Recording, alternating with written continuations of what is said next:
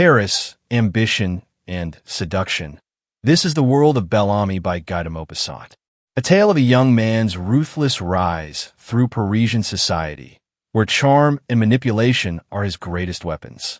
Will he achieve the power and wealth he craves, or will he be undone by his own desires? Let's begin this classic novel that captures the glittering yet treacherous world of 19th century France. Chapter 1. Poverty. After changing his 5-franc piece, Georges Duroy left the restaurant. He twisted his mustache in military style and cast a rapid, sweeping glance upon the diners, among whom were 3 saleswomen, an untidy music teacher of uncertain age, and 2 women with their husbands. When he reached the sidewalk, he paused to consider what route he should take. It was the 28th of June, and he had only 3 francs in his pocket to last him the remainder of the month. That meant 2 dinners and no lunches, or 2 lunches and no dinners, according to choice. As he pondered upon this unpleasant state of affairs, he sauntered down Rue Notre Dame de Lorette, preserving his military air and carriage, and rudely jostled the people upon the streets in order to clear a path for himself. He appeared to be hostile to the passers-by, and even to the houses the entire city.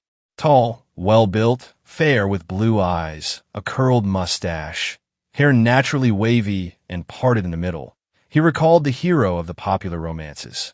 It was one of those sultry, Parisian evenings when not a breath of air is stirring. The sewers exhaled poisonous gases, and the restaurants the disagreeable odors of cooking and of kindred smells. Porters in their shirt sleeves, astride their chairs, smoked their pipes at the carriage gates, and pedestrians strolled leisurely along, hats in hand.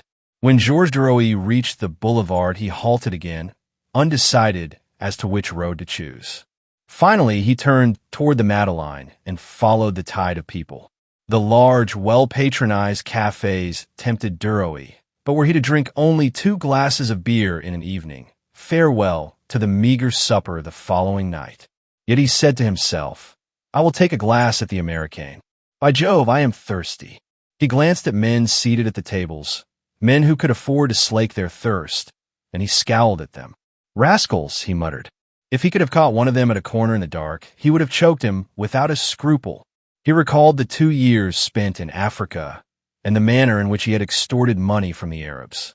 A smile hovered about his lips at the recollection of an escapade which had cost 3 men their lives, a foray which had given his 2 comrades and himself 70 fowls, 2 sheep, money, and something to laugh about for 6 months. The culprits were never found. Indeed, they were not sought for, the Arab being looked upon as the soldier's prey. But in Paris it was different. There one could not commit such deeds with impunity. He regretted that he had not remained where he was, but he had hoped to improve his condition, and for that reason he was in Paris. He passed the vaudeville and stopped at the Café Américain, debating as to whether he should take that glass. Before deciding, he glanced at a clock. It was 9:15. He knew that when the beer was placed in front of him, he would drink it, and then what would he do at 11 o'clock? So he walked on, intending to go as far as the Madeleine and return. When he reached the Place de l'Opéra, a tall, young man passed him, whose face he fancied was familiar. He followed him, repeating, "Where the deuce have I seen that fellow?" For a time he racked his brain in vain. Then suddenly he saw the same man, but not so corpulent and more youthful, attired in the uniform of a hussar. He exclaimed, "Wait, Forestier," and hastening up to him, laid his hand upon the man's shoulder. The latter turned, looked at him, and said, "What do you want, sir?" Duroy began to laugh. "Don't you remember me?" "No, not remember Georges Duroy of the 6th Hussars." Forestier extended both hands. "Oh, my dear fellow, how are you?" "Very well. And how are you?" "Oh, I'm not very well. I coughed 6 months out of the 12 as a result of bronchitis contracted at Bougival, about the time of my return to Paris 4 years ago. But you look well."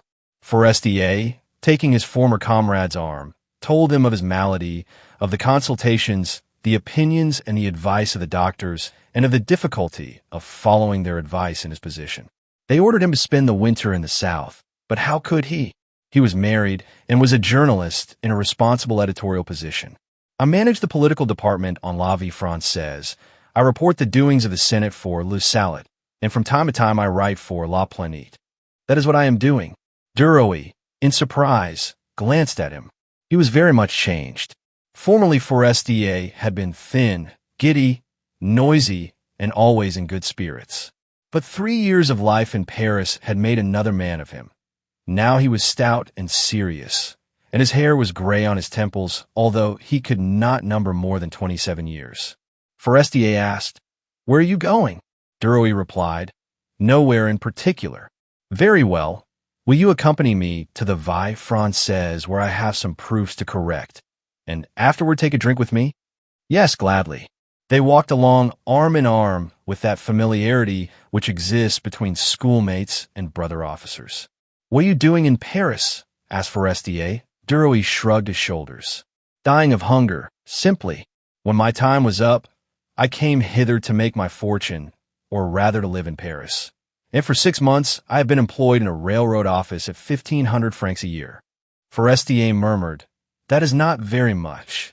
"But what can I do?" answered Duroy. "I am alone. I know no one. I have no recommendations. The spirit is not lacking, but the means are." His companion looked at him from head to foot like a practical man who is examining a subject. Then he said, in a tone of conviction, "You see, my dear fellow, all depends on assurance here. A shrewd, observing man can sometimes become a minister. You must obtrude yourself and yet not ask anything. But how is it you have not found anything better than a clerkship at the station?" Duroy replied, "I hunted everywhere and found nothing else. But I know where I can get 3,000 francs at least, as riding master at the Pèlerin school." Forestier stopped him. "Don't do it, for you can earn 10,000 francs. You will ruin your prospects at once. In your office, at least, no one knows you. You can leave it if you wish to at any time. But when you are once a riding master, all will be over. You might as well be a butler in a house to which all Paris comes to dine. When you have given riding lessons to men of the world or to their sons, they will no longer consider you their equal." He paused, reflected several seconds, and then asked, "Are you a bachelor?" "Yes, though I have been smitten several times." "That makes no difference. If Cicero and Tiberius were mentioned, would you know who they were?" "Yes." "Good. No one knows any more except about a score of fools. It is not difficult to pass for being learned. The secret is not to betray your ignorance. Just maneuver, avoid the quicksands and obstacles, and the rest can be found in a dictionary." He spoke like one who understood human nature, and he smiled as the crowd passed them by. Suddenly he began to cough and stopped to allow the paroxysm to spend itself. Then he said in a discouraged tone, "Isn't it tiresome not to be able to get rid of this bronchitis? And here is midsummer. This winter I shall go to Mentone. Health before everything." They reached the Boulevard Poissonnière. Behind a large glass door an open paper was affixed. 3 people were reading it. Above the door was printed the legend, La Vie Française. Forestier pushed open the door and said, "Come in." Duroy entered. They ascended the stairs, passed through an antechamber in which 2 clerks greeted their comrade, and then entered a kind of waiting room. "Sit down," said Forestier. "I shall be back in 5 minutes." And he disappeared. Duroy remained where he was. From time to time men passed him by, entering by one door and going out by another before he had time to glance at them. Now they were young men, very young, with a busy air, holding sheets of paper in their hands. Now compositors, their shirts spotted with ink, carefully carrying what were evidently fresh proofs. Occasionally a gentleman entered, fashionably dressed, some reporter bringing news. Forestier reappeared arm in arm with a tall, thin man of 30 or 40, dressed in a black coat, with a white cravat, a dark complexion, and an insolent, self-satisfied air. Forestier said to him, "Adieu, my dear sir," and the other pressed his hand with, "Au revoir, my friend." Then he descended the stairs whistling, his cane under his arm. Duroy asked his name. "That is Jacques Rival, the celebrated writer and duelist. He came to correct his proofs. Guérin, Montel, and here the best witty and realistic writers we have in Paris. He earns 30,000 francs a year for 2 articles a week." As they went downstairs, they met a stout, little man with long hair, who was ascending the stairs whistling. Forestier bowed low. "Norbert de Varenne," said he, "the poet, the author of Les Soleils Morts, a very expensive man. Every poem he gives us costs 300 francs, and the longest has not 200 lines. But let us go into the Napolitain. I am getting thirsty." When they were seated at a table, Forestier ordered 2 glasses of beer. He emptied his at a single draught, while Duroy sipped his beer slowly, as if it were something rare and precious. Suddenly his companion asked, "Why don't you try journalism?" Duroy looked at him in surprise and said, "Because I have never written anything." "Bah, we all have to make a beginning. I could employ you myself by sending you to obtain information. At first you would only get 250 francs a month, but your cab fare would be paid. Shall I speak to the manager?" "If you will." "Well, then come and dine with me tomorrow. I will only ask 5 or 6 to meet you. The manager M, Walter, his wife, with Jacques Rival, and Norbert de Varenne, whom you have just seen, and also a friend of Madame Forestier. Will you come?" Duroy hesitated, blushing and perplexed. Finally he murmured, "I have no suitable clothes." Forestier was amazed. "You have no dress suit? Egad, that is indispensable. In Paris, it is better to have no bed than no clothes." Then, fumbling in his vest pocket, he drew from it 2 louis, placed them before his companion, and said kindly, "You can repay me when it is convenient. Buy yourself what you need and pay an installment on it. And come and dine with us at 7:30 at 17 Rue Fontaine." In confusion, Duroy picked up the money and stammered, "You are very kind. I am much obliged. Be sure I shall not forget." Forestier interrupted him. "That's all right. Take another glass of beer. Waiter, 2 more glasses." When he had paid the score, the journalist asked, "Would you like a stroll for an hour?" "Certainly." They turned toward the Madeleine. "What shall we do?" asked Forestier. "They say that in Paris an idler can always find amusement, but it is not true. A turn in the Bois is only enjoyable if you have a lady with you, and that is a rare occurrence. The café concerts may divert my tailor and his wife, but they do not interest me. So what can we do? Nothing. There ought to be a summer garden here, open at night, where a man could listen to good music while drinking beneath the trees. It would be a pleasant lounging place.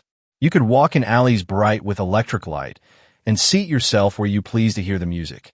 It would be charming. Where would you like to go?" Duroy did not know what to reply. Finally he said, "I have never been to the Folies Burgers. I should like to go there." His companion exclaimed, "The Folies Burgers? Very well." They turned and walked toward the Faubourg Montmartre.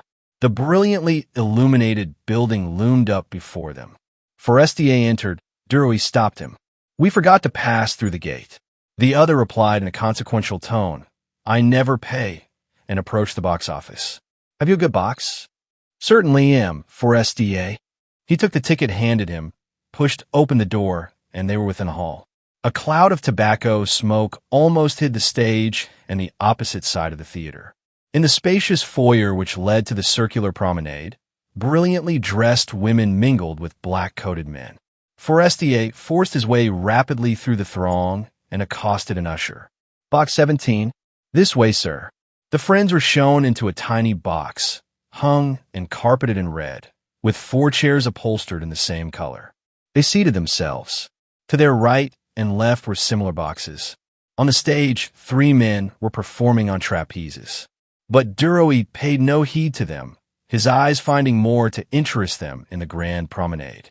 Forestier remarked upon the motley appearance of the throng, but Duroy did not listen to him. A woman, leaning her arms upon the edge of her loge, was staring at him.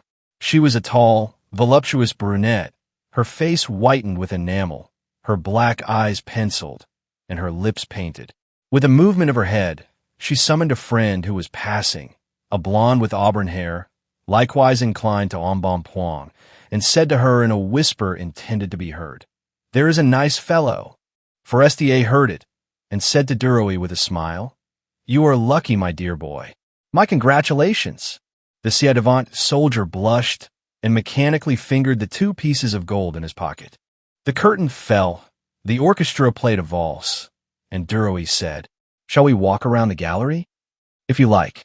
Soon they were carried along in the current of promenaders. Duroy drank in with delight the air, vitiated as it was by tobacco and cheap perfume, but Forestier perspired, panted, and coughed. "Let us go into the garden," he said. Turning to the left, they entered a kind of covered garden in which two large fountains were playing. Under the yews, men and women sat at tables drinking. "Another glass of beer?" asked Forestier. Gladly, they took their seats and watched the promenaders.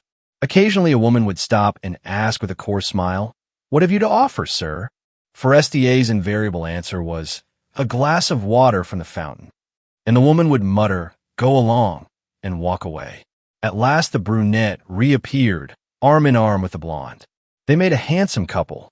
The former smiled on perceiving Duroy, and taking a chair, she calmly seated herself in front of him, and said in a clear voice, "Waiter, 2 glasses." In astonishment, Forestier exclaimed, "You are not at all bashful." She replied, "Your friend has bewitched me. He is such a fine fellow. I believe he has turned my head." Duroy said nothing. The waiter brought the beer, which the women swallowed rapidly. Then they rose, and the brunette, nodding her head and tapping Duroy's arm with her fan, said to him, "Thank you, my dear. However, you're not very talkative." As they disappeared, Forestier laughed and said, "Tell me, old man, did you know that you had a charm for the weaker sex? You must be careful." Without replying, Duroy smiled. His friend asked, "Shall you remain any longer?" "I am going. I have had enough." Georges murmured, "Yes, I will stay a little longer. It is not late." Forestier arose. "Very well, then, goodbye until tomorrow. Do not forget, 17 Rue Fontaine at 7:30. "I shall not forget." "Thank you." The friends shook hands, and the journalist left Duroy to his own devices. Forestier once out of sight, Duroy felt free, and again he joyously touched the gold pieces in his pocket. Then, rising, he mingled with the crowd. He soon discovered the blonde and the brunette. He went toward them, but when near them dared not address them. The brunette called out to him, "Have you found your tongue?" He stammered, "Zounds," too bashful to say another word. A pause ensued, during which the brunette took his arm, and together they left the hall. Chapter 2. Madame Forestier. "Where does M. Forestier live?" "Third floor on the left," said the porter pleasantly, on learning Duroy's destination. Georges ascended the staircase. He was somewhat embarrassed and ill at ease. He had on a new suit, but he was uncomfortable. He felt that it was defective. His boots were not glossy. He had bought his shirt that same evening at the Louvre for 4 francs 50. His trousers were too wide and betrayed their cheapness in their fit, or rather, misfit, and his coat was too tight. Slowly he ascended the stairs, his heart beating, his mind anxious. Suddenly before him stood a well-dressed gentleman staring at him. The person resembled Duroy, so close that the latter retreated, then stopped, and saw that it was his own image reflected in a pier-glass. Not having anything but a small mirror at home, he had not been able to see himself entirely, and had exaggerated the imperfections of his toilette. When he saw his reflection in the glass, he did not even recognize himself. He took himself for someone else, for a man of the world, and was really satisfied with his general appearance. Smiling to himself, Duroy extended his hand and expressed his astonishment, pleasure, and approbation. A door opened on the staircase. He was afraid of being surprised and began to ascend more rapidly, fearing that he might have been seen posing there by some of his friends' invited guests. On reaching the second floor, he saw another mirror, and once more slackened his pace to look at himself. He likewise paused before the third glass, twirled his mustache, took off his hat to arrange his hair, and murmured half aloud, "A habit of his. Hall mirrors are most convenient." Then he rang the bell. The door opened almost immediately, and before him stood a servant in a black coat, with a grave, shaven face, so perfect in his appearance that Duroy again became confused as he compared the cut of their garments. The lackey asked, "Whom shall I announce, monsieur?" He raised a portiere and pronounced the name. Duroy lost his self-possession upon being ushered into a world as yet strange to him. However, he advanced. A young, fair woman received him alone in a large, well-lighted room. He paused, disconcerted. Who was that smiling lady?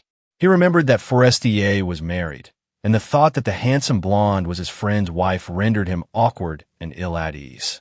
He stammered out, "Madam, I am—" She held out her hand. "I know, monsieur. Charles told me of your meeting last night, and I am very glad that he asked you to dine with us today." Duroy blushed to the roots of his hair, not knowing how to reply. He felt that he was being inspected from his head to his feet. He half thought of excusing himself, of inventing an explanation of the carelessness of his toilette, but he did not know how to touch upon that delicate subject. He seated himself upon a chair she pointed out to him, and as he sank into its luxurious depths, it seemed to him that he was entering a new and charming life, that he would make his mark in the world, that he was saved. He glanced at Madame Forestier. She wore a gown of pale blue cashmere, which clung gracefully to her supple form and rounded outlines. Her arms and throat rose in lily-white purity from the mass of lace which ornamented the corsage and short sleeves. Her hair was dressed high and curled on the nape of her neck. Duroy grew more at his ease under her glance, which recalled to him, he knew not why, that of the girl he had met the preceding evening at the Folies Berger's. Madame Forestier had gray eyes, a small nose, full lips, and a rather heavy chin, and a regular, attractive face, full of gentleness and yet of malice. After a short silence, she asked, "Have you been in Paris a long time?" Gradually regaining his self-possession, he replied, "A few months, madam. I am in the railroad employ, but my friend Forestier has encouraged me to hope that, thanks to him, I can enter into journalism." She smiled kindly and murmured in a low voice, "I know." The bell rang again, and the servant announced, Madame de Morel. She was a dainty brunette, attired in a simple, dark robe. A red rose in her black tresses seemed to accentuate her special character, and a young girl, or rather a child, for such she was, followed her. Madame Forestier said, "Good evening, Clotilde." "Good evening, Madeleine." They embraced each other. Then the child offered her forehead with the assurance of an adult, saying, "Good evening, cousin." Madame Forestier kissed her, and then made the introductions. Georges Duroy, an old friend of Charles. Madame de Morel, my friend, a relative in fact. She added, "Here, you know, we do not stand on ceremony." Duroy bowed. The door opened again, and a short man entered. Upon his arm a tall, handsome woman, taller than he and much younger, with distinguished manners and a dignified carriage. It was Walter, deputy, financier, a moneyed man, and a man of business, manager of La Vie Française, with his wife, named Basile Ravelade, daughter of the banker of that name. Then came Jacques Rival, very elegant, followed by Norbert de Varenne. The latter advanced with the grace of the old school, and taking Madame Forestier's hand kissed it, his long hair falling upon his hostess's bare arm as he did so. Forestier now entered, apologizing for being late. He had been detained. The servant announced dinner, and they entered the dining room. Duroy was placed between Madame de Morel and her daughter. He was again rendered uncomfortable for fear of committing some error in the conventional management of his fork, his spoon, or his glasses, of which he had 4. Nothing was said during the soup. Then Norbert de Varenne asked a general question. "Have you read the Gautier case?" How droll it was. Then followed a discussion of the subject, in which the ladies joined.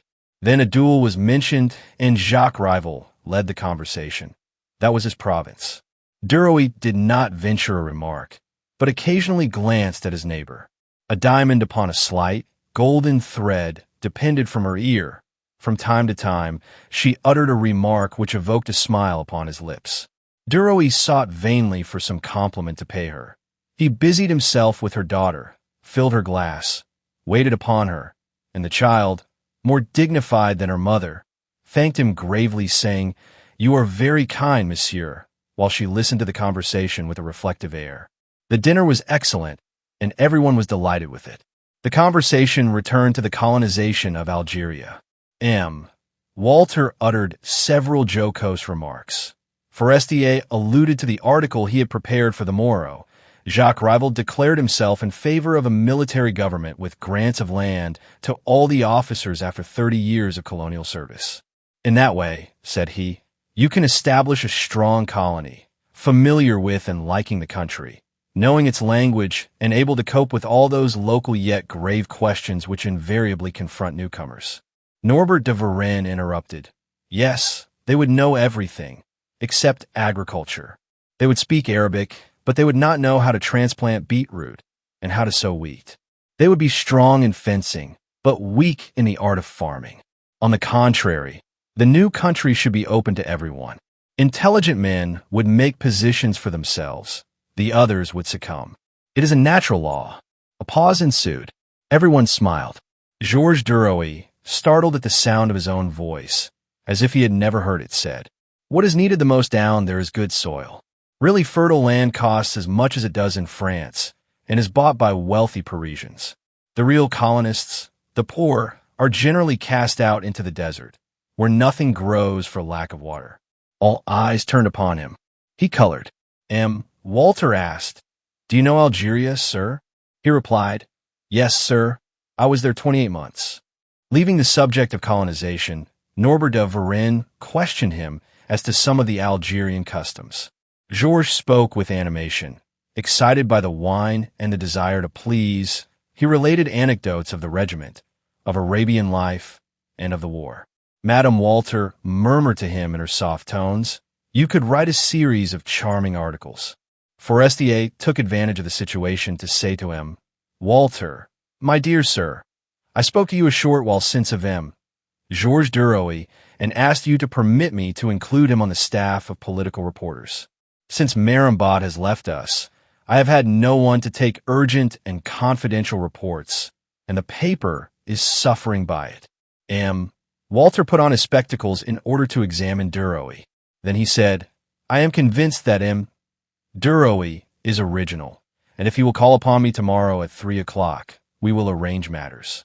After a pause, turning to the young man, he said, "You may write us a short sketch on Algeria and Duroy. Simply relate your experiences. I'm sure they will interest our readers, but you must do it quickly."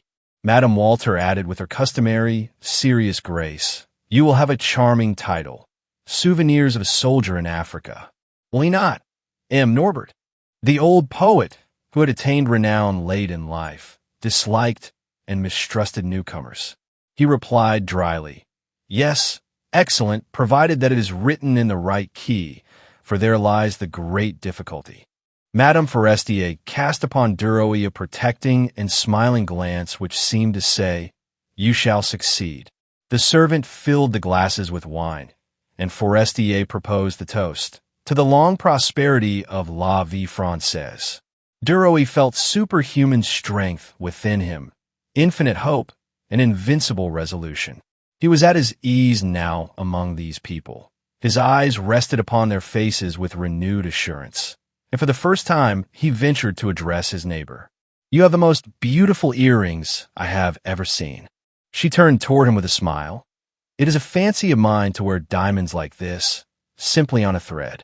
He murmured in reply, trembling at his audacity, "It is charming, but the ear increases the beauty of the ornament." She thanked him with a glance. As he turned his head, he met Madame Forestier's eyes, in which he fancied he saw a mingled expression of gaiety, malice, and encouragement. All the men were talking at the same time. Their discussion was animated. When the party left the dining room, Duroy offered his arm to the little girl. She thanked him gravely and stood upon tiptoe in order to lay her hand upon his arm. Upon entering the drawing room, the young man carefully surveyed it. It was not a large room, but there were no bright colors, and one felt at ease. It was restful. The walls were draped with violet hangings covered with tiny embroidered flowers of yellow silk. The portieres were of a grayish blue, and the chairs were of all shapes, of all sizes. Scattered about the room were couches and large and small easy chairs, all covered with Louis XVI. Brocade, or Utrecht velvet, a cream-colored ground with garnet flowers. "Do you take coffee, Duroy?" Madame Forestier offered him a cup, with the smile that was always upon her lips. "Yes, madame, thank you." He took the cup, and as he did so, The young woman whispered to him, "Pay Madame Walter some attention." Then she vanished before he could reply. First he drank his coffee, which he feared he should let fall upon the carpet. Then he sought a pretext for approaching the manager's wife and commencing a conversation. Suddenly he perceived that she held an empty cup in her hand, and, as she was not near a table, she did not know where to put it. He rushed toward her. "Allow me, madam." "Thank you, sir." He took away the cup and returned. "If you but knew, madam, what pleasant moments La Vie Française afforded me when I was in the desert. It is indeed the only paper one cares to read outside of France. It contains everything." She smiled with amiable indifference as she replied, Walter had a great deal of trouble in producing the kind of journal which was required. They talked of Paris, the suburbs, the Seine, the delights of summer, of everything they could think of. Finally Norbert de Varenne advanced, a glass of liqueur in his hand, and Duroy discreetly withdrew. Madame de Morel, who was chatting with her hostess, called him. "So, sir," she said bluntly, "you are going to try journalism?" That question led to a renewal of the interrupted conversation with Madame Walter. In her turn, Madame de Morel related anecdotes, and becoming familiar, laid her hand upon Duroy's arm. He felt that he would like to devote himself to her, to protect her, and the slowness with which he replied to her questions indicated his preoccupation.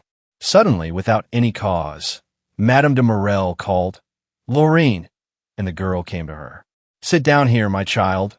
You will be cold near the window." Duroy was seized with an eager desire to embrace the child, as if part of that embrace would revert to the mother.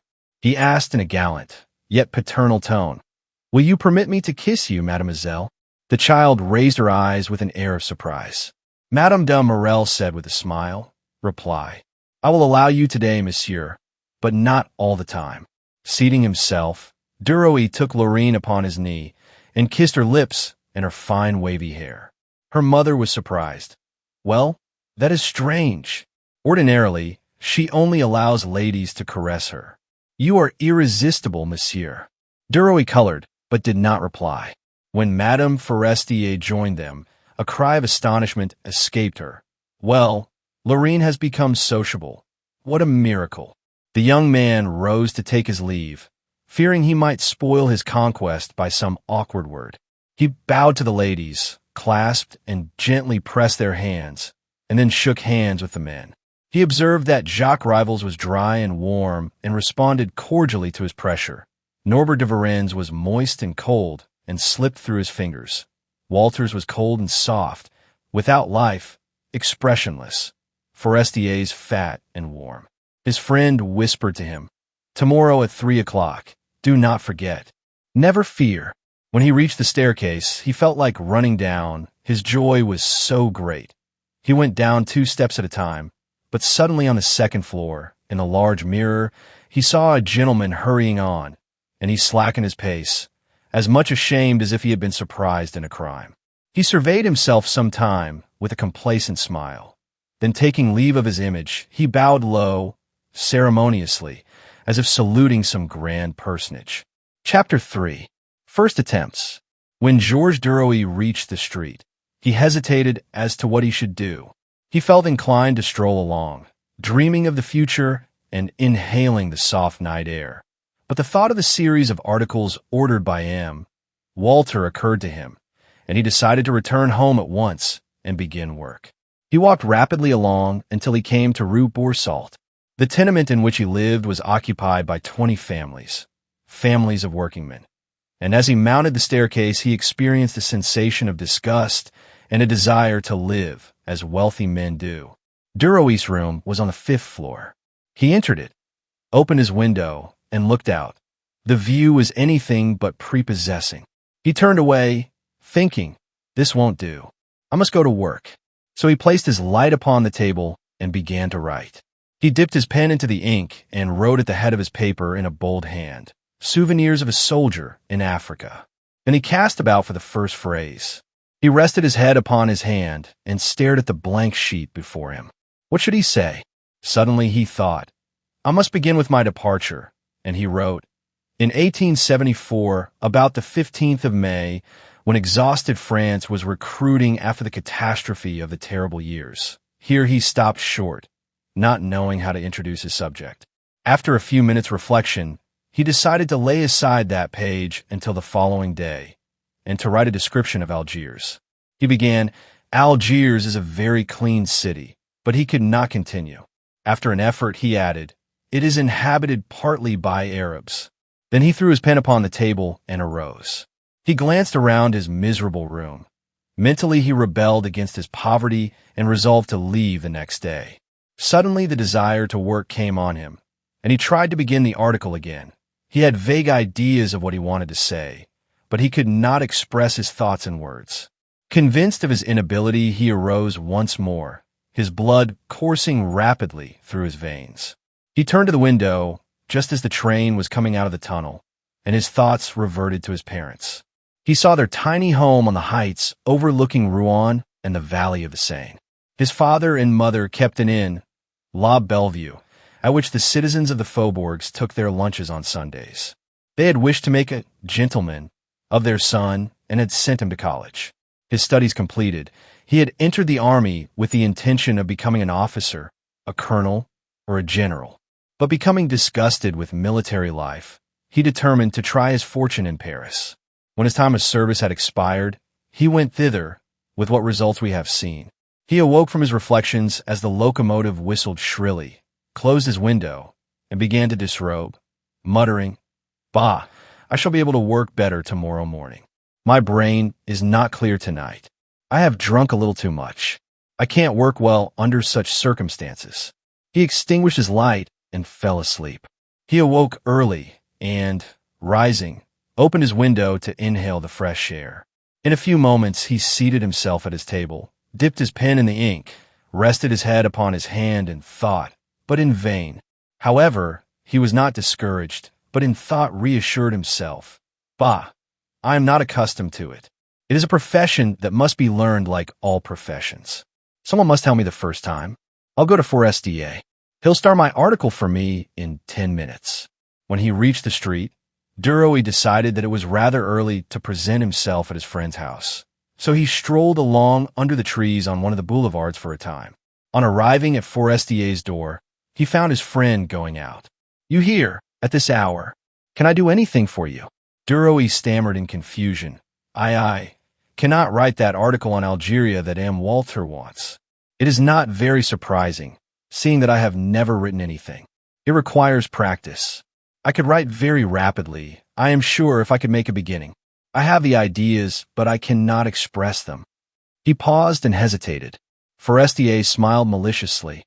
"I understand that." Duroy continued. "Yes, anyone is liable to have that trouble at the beginning. And, well, I have come to ask you to help me. In 10 minutes, you can set me right. You can give me a lesson in style. Without you, I could do nothing." The other smiled gaily. He patted his companion's arm and said to him, "Go to my wife. She will help you better than I can. I have trained her for that work. I have not time this morning, or I would do it willingly." But Duroy hesitated. "At this hour, I cannot inquire for her." "Oh, yes, you can. She has risen. You will find her in my study. I will go, but I shall tell her you sent me." Forestier walked away, and Duroy slowly ascended the stairs, wondering what he should say and what kind of a reception he would receive. The servant who opened the door said, "Monsieur has gone out."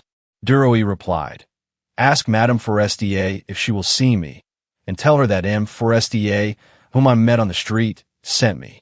The lackey soon returned and ushered Duroy into Madame's presence. She was seated at a table and extended her hand to him. "So soon," said she. It was not a reproach, but a simple question. He stammered, "I did not want to come up, madam, but your husband, whom I met below, insisted. I dare scarcely tell you my errand. I worked late last night and early this morning to write the article on Algeria which M. Walter wants, and I did not succeed. I destroyed all my attempts. I am not accustomed to the work, and I came to ask Forestier to assist me, his wants." She interrupted with a laugh. "And he sent you to me?" "Yes, madam. He said you could help me better than he, but I dared not. I did not like to." She rose. "It will be delightful to work together that way. I am charmed with your idea. Wait, take my chair, for they know my handwriting on the paper. We will write a successful article. She took a cigarette from the mantelpiece and lighted it. I cannot work without smoking, she said. What are you going to say? He looked at her in astonishment. I do not know. I came here to find that out. She replied, I will manage it all right. I will make the sauce, but I must have the dish. She questioned him in detail and finally said, Now we will begin. First of all, we will suppose that you are addressing a friend, which will allow us scope for remarks of all kinds. Begin this way. My dear Henry, you wish to know something about Algeria. You shall. Then followed a brilliantly worded description of Algeria and of the port of Algiers, an excursion to the province of Oran, a visit to Saida, and an adventure with a pretty Spanish maid employed in a factory. When the article was concluded, he could find no words of thanks. He was happy to be near her, grateful for and delighted with their growing intimacy. It seemed to him that everything about him was a part of her, even to the books upon the shelves. The chairs, the furniture, the air, all were permeated with that delightful fragrance peculiar to her. She asked bluntly, What do you think of my friend Madame de Morel? I think her very fascinating, he said, and he would have liked to add, but not as much so as you. He had not the courage to do so. She continued, If you only knew how comical, original, and intelligent she is. She is a true bohemian. It is for that reason that her husband no longer loves her. He only sees her defects and none of her good qualities. Duroy was surprised to hear that Madame de Morel was married. What? He asked. Is she married? What does her husband do? Madame Forestier shrugged her shoulders. Oh, he is superintendent of a railroad. He is in Paris a week out of each month. His wife calls it Holy Week, or the Week of Duty. When you get better acquainted with her, you will see how witty she is. Come here and see her some day. As she spoke, the door opened noiselessly, and a gentleman entered unannounced. He halted on seeing a man. For a moment, Madame Forestier seemed confused. Then she said in a natural voice, though her cheeks were tinged with a blush, Come in, my dear sir. Allow me to present to you an old comrade of Charles, Georges Duroy, a future journalist. Then in a different tone, she said, Our best and dearest friend, Count de Vaudrec. The two men bowed, gazed into one another's eyes, and then Duroy took his leave. Neither tried to detain him. On reaching the street, he felt sad and uncomfortable. Count de Vaudrec's face was constantly before him. It seemed to him that the man was displeased at finding him tête-à-tête with Madame Forestier, though why he should be, he could not divine. To while away the time until 3 o'clock, he lunched at Duval's, and then lounged along the boulevard. When the clock chimed the hour of his appointment, he climbed the stairs leading to the office of La Vie Française. Duroy asked, Is M. Walter in? Walter is engaged, was the reply. Will you please take a seat? Duroy waited 20 minutes. Then he turned to the clerk and said, Walter had an appointment with me at 3 o'clock. At any rate, see if my friend M. Forestier is here. He was conducted along a corridor and ushered into a large room in which 4 men were writing at a table. Forestier was standing before the fireplace, smoking a cigarette. After listening to Duroy's story, he said, Come with me. I will take you to M. Walter, or else you might remain here until 7 o'clock. They entered the manager's room. Norbert de Varenne was writing an article, seated in an easy chair. Jacques Rival, stretched upon a divan, was smoking a cigar. The room had the peculiar odor familiar to all journalists. When they approached him, Walter, Forestier, said, Here is my friend Duroy. The manager looked keenly at the young man and asked, Have you brought my article? Duroy drew the sheets of manuscript from his pocket. Here they are, monsieur. The manager seemed delighted and said with a smile, Very good. You are a man of your word. Need I look over it, Forestier? But Forestier hastened to reply, It is not necessary. Walter, I helped him in order to initiate him into the profession. It is very good. Then bending toward him, he whispered, You know you promised to engage Duroy to replace Marambot. Will you allow me to retain him on the same terms? Certainly. Taking his friend's arm, the journalist drew him away, while M. Walter returned to the game of écarté he had been engaged in when they entered. Forestier and Duroy returned to the room in which Georges had found his friend. The latter said to his new reporter, "You must come here every day at 3 o'clock, and I will tell you what places to go to. First of all, I shall give you a letter of introduction to the chief of the police, who will in turn introduce you to one of his employees.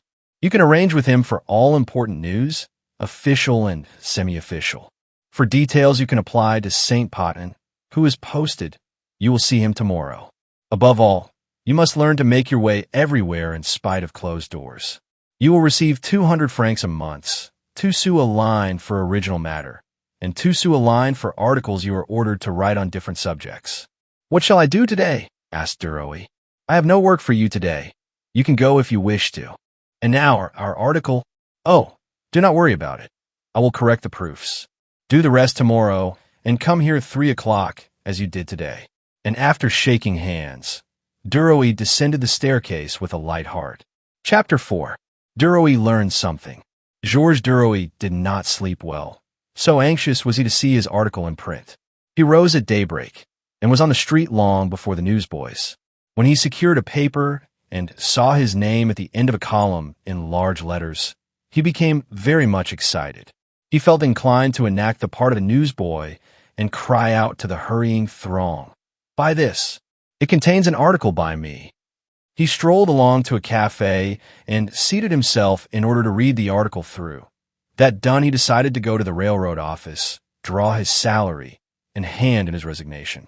With great pomposity, he informed the chief clerk that he was on the staff of La Vie Française, and by that means was avenged for many petty insults which had been offered him. He then had some cards written with his new calling beneath his name, made several purchases, and repaired to the office of La Vie Française. Forestier received him loftily as one would an inferior. "Ah, here you are. Very well. I have several things for you to do. Just wait 10 minutes till I finish this work." He continued writing. At the other end of the table sat a short, pale man, very stout and bald. Forestier asked him, when his letter was completed, "Saint Potin, at what time shall you interview those people?"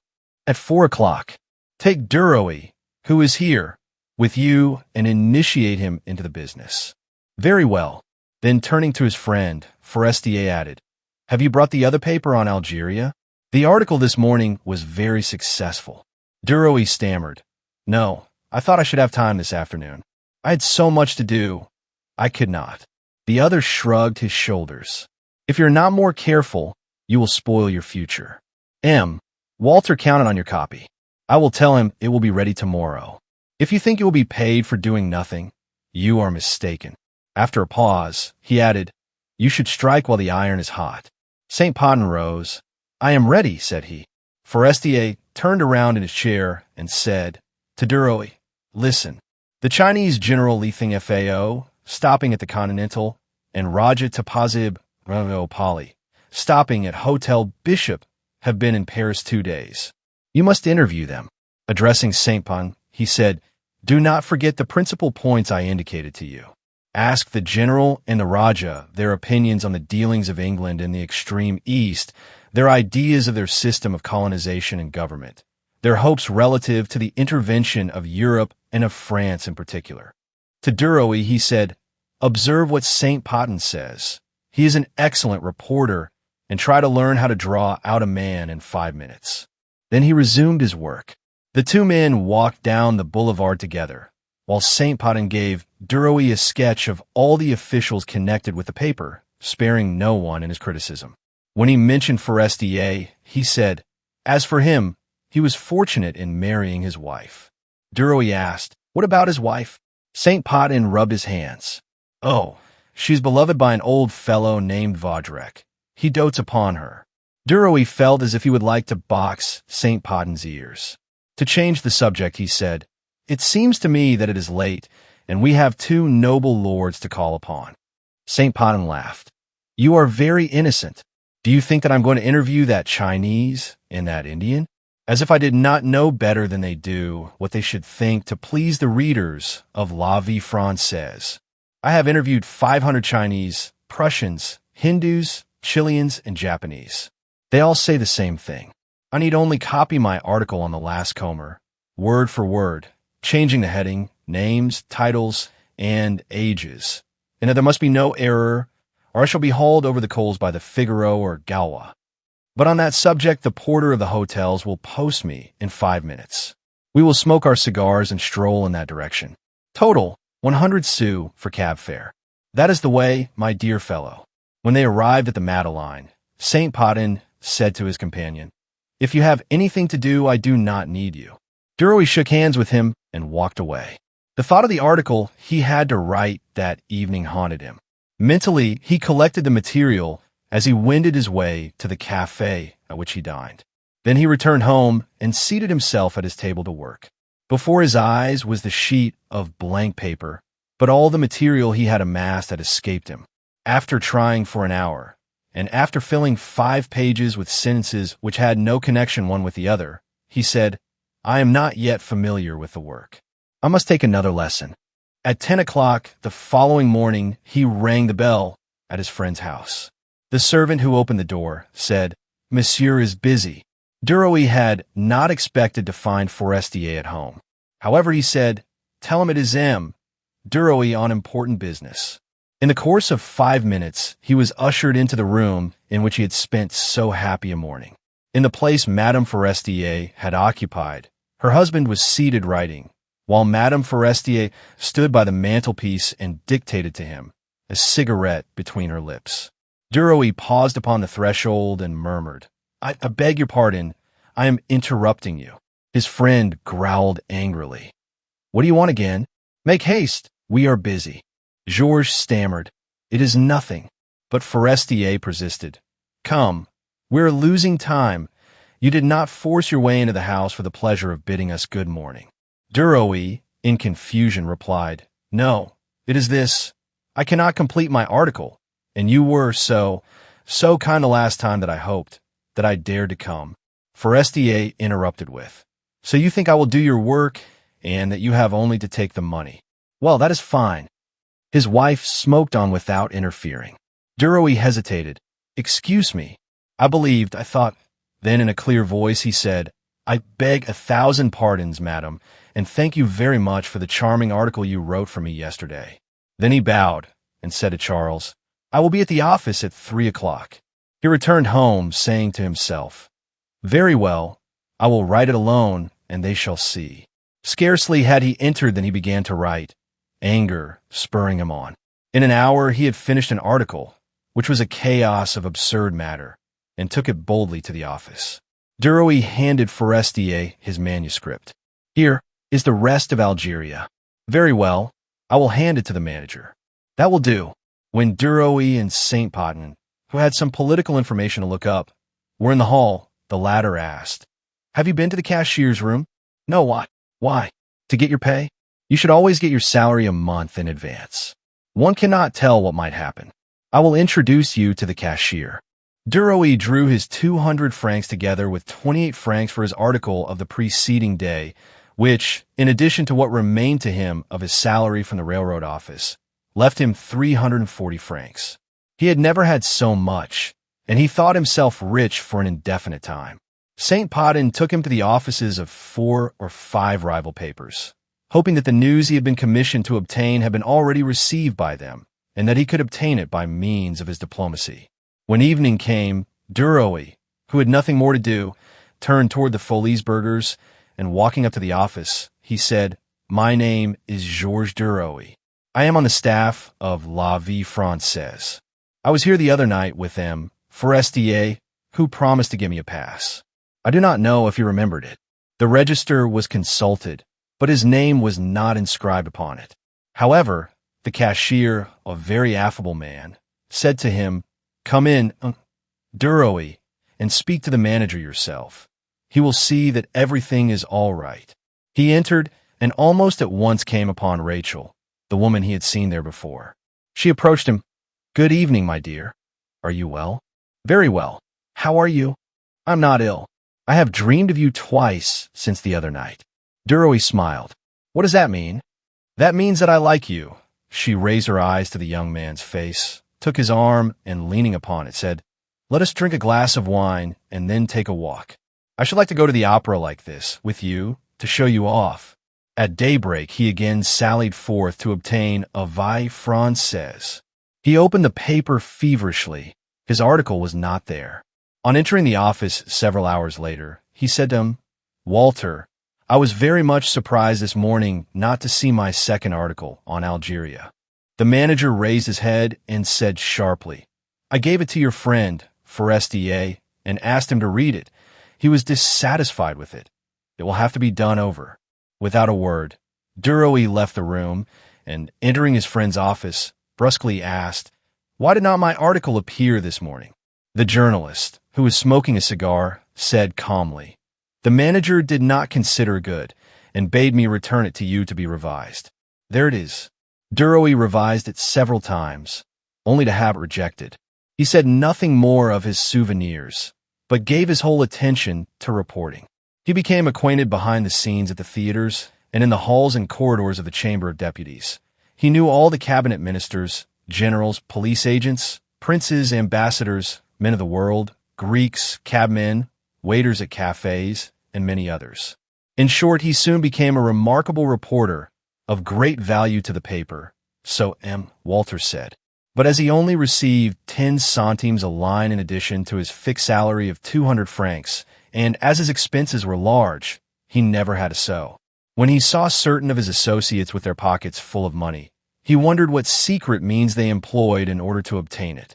He determined to penetrate that mystery, to enter into the association, to obtrude himself upon his comrades, and make them share with him.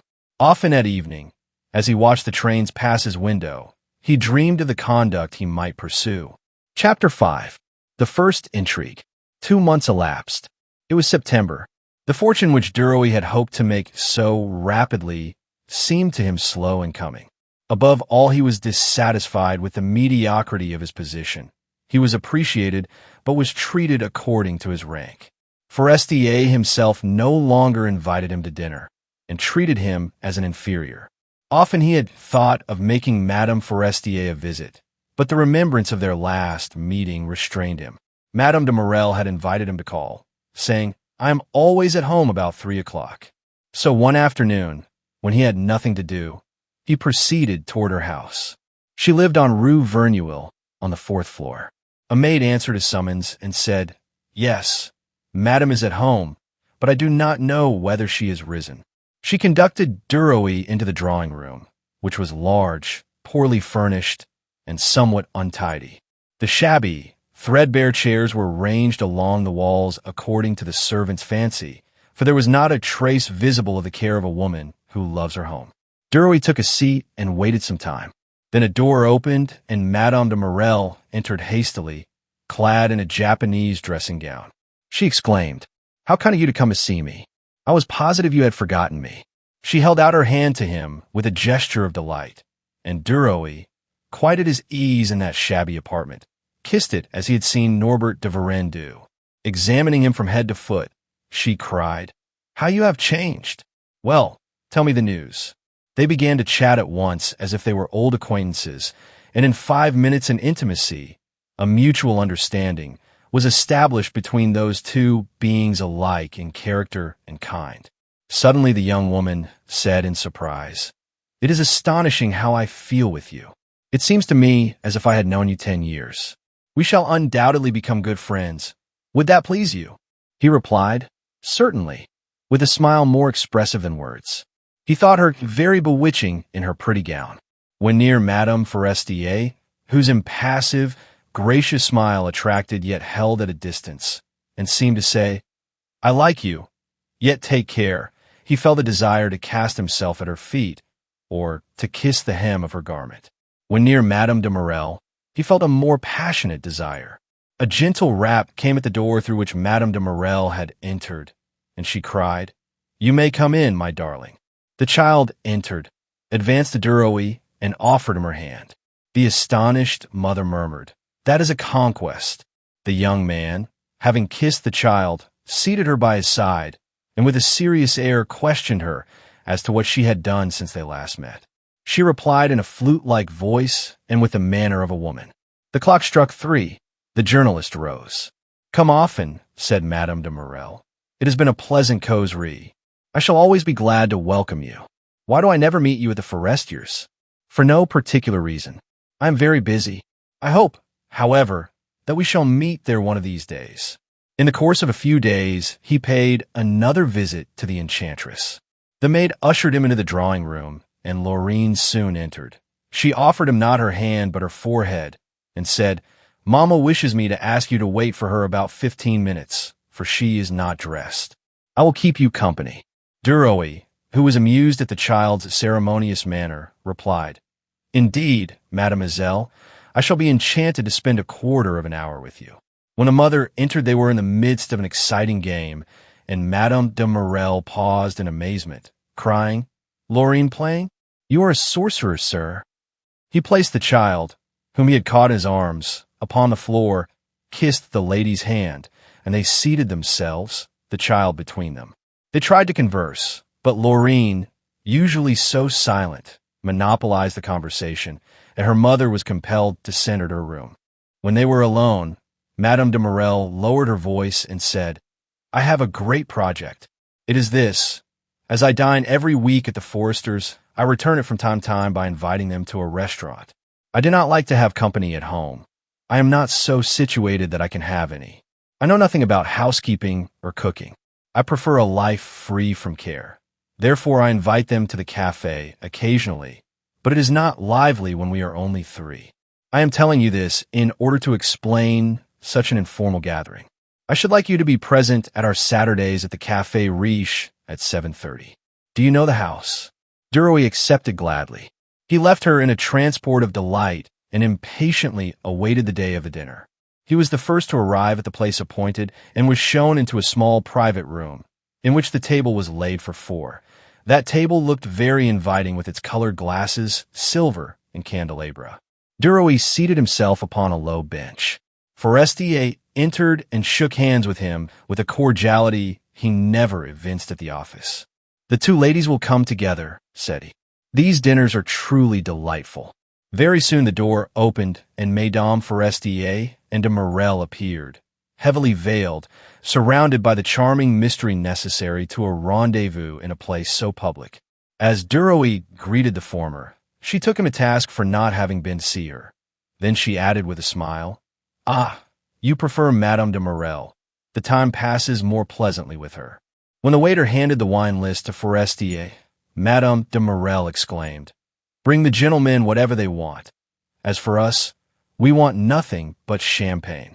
Forestier, who seemed not to have heard her, asked, "Do you object to my closing the window? My cough has troubled me for several days." "Not at all." His wife did not speak. The various courses were duly served, and then the guests began to chat. They discussed a scandal which was being circulated about a society belle. Forestier was very much amused by it. Duroy said with a smile, "How many would abandon themselves to a caprice, a dream of love, if they did not fear that they would pay for a brief happiness with tears and an irremediable scandal?" Both women glanced at him approvingly. Forestier cried with a skeptical laugh, "The poor husbands!" Then they talked of love. Duroy said, "When I love a woman, everything else in the world is forgotten." Madame Forestier murmured, "There is no happiness comparable to that first clasp of the hand, when one asks, 'Do you love me?' and the other replies, 'Yes, I love you.'" Madame de Morel cried gaily as she drank a glass of champagne, "I am less platonic." Forestier, lying upon the couch, said in serious tone, "That frankness does you honor and proves you to be a practical woman. But might one ask, what is Madame de Morel's opinion?" She shrugged her shoulders disdainfully and said, De Morel has no opinion on that subject." The conversation grew slow. Madame de Morel seemed to offer provocation by her remarks, while Madame Forestier's charming reserve, the modesty in her voice, in her smile, all seemed to extenuate the bold sallies which issued from her lips. The dessert came, and then followed the coffee.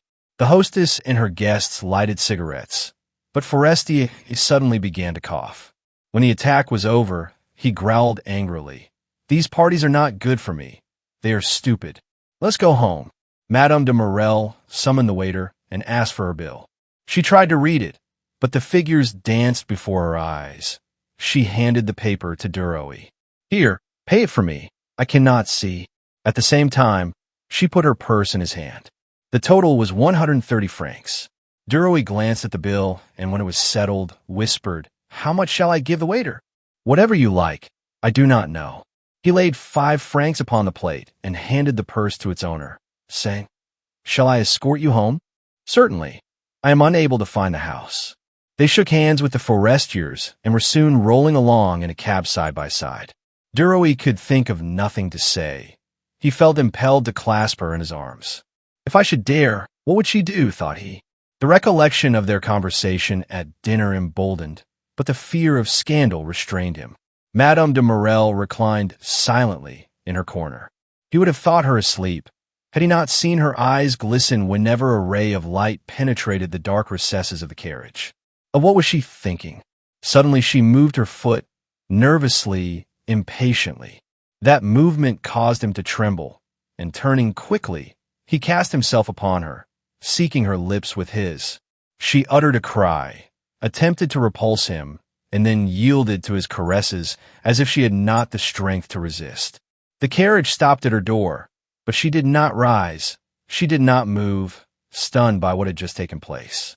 Fearing that the cabman would mistrust something, Duroy alighted from the cab first and offered his hand to the young woman. Finally she got out, but in silence. Georges rang the bell, and when the door was opened, he asked timidly, "When shall I see you again?" She whispered so low that he could barely hear her, "Come and lunch with me tomorrow." With those words, she disappeared. Duroy gave the cabman a 5-franc piece and turned away with a triumphant, joyful air. He had at last conquered a married woman, a woman of the world, a Parisian. How easy it had been. He was somewhat nervous the following day as he ascended Madame de Morel's staircase. How would she receive him? Suppose she forbade him to enter her house? If she had told. But no, she could not tell anything without telling the whole truth. He was master of the situation. The little maidservant opened the door. She was as pleasant as usual. Duroy felt reassured and asked, "Is Madame well?" "Yes, sir, as well as she always is," was the reply, and he was ushered into the salon. He walked to the mantelpiece to see what kind of an appearance he presented. He was readjusting his cravat when he saw in the mirror the young woman standing on the threshold looking at him. He pretended not to have seen her, and for several moments they gazed at one another in the mirror. Then he turned. She had not moved. She seemed to be waiting. He rushed toward her, crying, "How I love you!" He clasped her to his breast. He thought, "It is easier than I thought it would be. All is well." He looked at her with a smile, without uttering a word, trying to put into his glance a wealth of love. She too smiled and murmured, "We are alone. I sent Laurine to lunch with a friend." He sighed, and kissing her wrist said, "Thanks, I adore you." She took his arm as if he had been her husband, and led him to a couch, upon which they seated themselves side by side. Duroy stammered, incoherently, "You do not care for me." She laid her hand upon his lips. "Be silent." "How I love you," said he. She repeated, "Be silent." They could hear the servant laying the table in the dining room. He rose. "I cannot sit so near you. I shall lose my head." The door opened. "Madame is served." He offered her his arm gravely. They lunched without knowing what they were eating. The servant came and went without seeming to notice anything. When the meal was finished, they returned to the drawing room and resumed their seats on the couch side by side. Gradually he drew nearer her and tried to embrace her. "Be careful, someone might come in," he whispered. "When can I see you alone to tell you how I love you?" She leaned toward him and said softly, "I will pay you a visit one of these days." He colored. "My rooms are very modest." She smiled. "That makes no difference. I shall come to see you and not your rooms." He urged her to tell him when she would come. She fixed a day in the following week, while he besought her with glowing eyes to hasten the day. She was amused to see him implore so ardently, and yielded a day at a time. He repeated, "Tomorrow, say tomorrow." Finally she consented. "Yes, tomorrow at 5 o'clock." He drew a deep breath. Then they chatted together as calmly as if they had known one another for 20 years. A ring caused them to start, They separated. She murmured, "It is Laurine." The child entered, paused in surprise, then ran toward Duroy, clapping her hands, delighted to see him, and crying, "Ah, Bel-Ami!" Madame de Morel laughed. "Bel-Ami, Laurine has christened you. It is a pretty name. I shall call you Bel-Ami too." He took the child upon his knee. At 20 minutes of 3, he rose to go to the office. At the half-open door, he whispered, "Tomorrow, 5 o'clock." The young woman replied, "Yes," with a smile, and disappeared. After he had finished his journalistic work, he tried to render his apartments more fit to receive his expected visitor. He was well satisfied with the results of his efforts and retired, lulled to rest by the whistling of the trains. Early the next morning, he bought a cake and a bottle of Madeira. He spread the collation on his dressing table, which was covered with a napkin. Then he waited. She came at 5:15 and exclaimed as she entered, "Why, it is nice here." But there were a great many people on the stairs. He took her in his arms and kissed her hair. An hour and a half later, he escorted her to a cab stand on the Rue de Rome. When she was seated in the cab, he whispered, "Tuesday, at the same hour." She repeated his words, and as it was night, she kissed him. Then, as the cabman started up his horse, she cried, "Adieu, Bel-Ami," and the old coupe rumbled off. For 3 weeks, Duroy received Madame de Morel every 2 or 3 days, sometimes in the morning, sometimes in the evening. As he was awaiting her one afternoon, a noise on the staircase drew him to his door. A child screamed. A man's angry voice cried, "What is the brat howling about?" A woman's voice replied, "Nicholas has been tripped up on the landing place by the journalist's sweetheart." Duroy retreated, for he heard the rustling of skirts. Soon there was a knock at his door, which he opened, and Madame de Morel rushed in, crying, "Did you hear?" Georges feigned ignorance of the matter. "No, what? How they insulted me." "Who?" "Those miserable people below." "Why, no, what is it?" "Tell me." She sobbed and could not speak. He was forced to place her upon his bed and to lay a damp cloth upon her temples. When she grew calmer, anger succeeded her agitation. She wanted Duroy to go downstairs at once, to fight them, to kill them. He replied, "They are working people. Just think, it would be necessary to go to court where you would be recognized. One must not compromise oneself with such people." She said, "What shall we do? I cannot come here again." He replied, "That is very simple. I will move." She murmured, "Yes, but that will take some time." Suddenly she said, "Listen to me. I have found a means. Do not worry about it. I will send you a little blue tomorrow morning." She called a telegram a little blue. She smiled with delight at her plans, which she would not reveal. She was, however, very much affected as she descended the staircase and leaned with all her strength upon her lover's arm. They met no one. He was still in bed the following morning when the promised telegram was handed him. Duroy opened it and read, "Come at 5 o'clock to Rue de Constantinople, number 127. Ask for the room rented by Madame Duroy. CLO." At 5 o'clock precisely, he entered a large furnished house and asked the janitor, "Has Madame Duroy hired a room here?" "Yes, sir." "Will you show me to it, if you please?" The man, accustomed no doubt to situations in which it was necessary to be prudent, looked him straight in the eyes. Then, selecting a key, he asked, "Are you M. Duroy?" "Certainly." He opened a small suite, comprising 2 rooms on the ground floor. Duroy thought uneasily, "This will cost a fortune. I shall have to run into debt. She has done a very foolish thing." The door opened and Clotilde rushed in. She was enchanted. "Is it not fine? There are no stairs to climb. It is on the ground floor. One could come and go through the window without the porter seeing one." He embraced her nervously, not daring to ask the question that hovered upon his lips. She had placed a large package on the stand in the center of the room. Opening it, she took out a tablet of soap, a bottle of Lubin's extract, a sponge, a box of hairpins, a button hook, and curling tongs. Then she amused herself by finding places in which to put them. She talked incessantly as she opened the drawers. "I must bring some linen in order to have a change. We shall each have a key, besides the one at the lodge, in case we should forget ours. I rented the apartments for 3 months, in your name, of course, for I could not give mine." Then he asked, Will you tell me when to pay? She replied simply, It is paid, my dear. He made a pretense of being angry. I cannot permit that. She laid her hand upon his shoulder and said in a supplicatory tone, Georges, it will give me pleasure to have the nest mine. Say that you do not care, dear Georges. And he yielded. When she had left him, he murmured, She is kind-hearted, anyway. Several days later, he received a telegram which read, My husband is coming home this evening. We shall therefore not meet for a week. What bore, my dearest? Your CLO. Duroy was startled. He had not realized the fact that Madame de Morel was married. He impatiently awaited her husband's departure. One morning he received the following telegram. 5 o'clock. CLO. When they met, she rushed into his arms, kissed him passionately, and asked, After a while, will you take me to dine? Certainly, my darling, wherever you wish to go.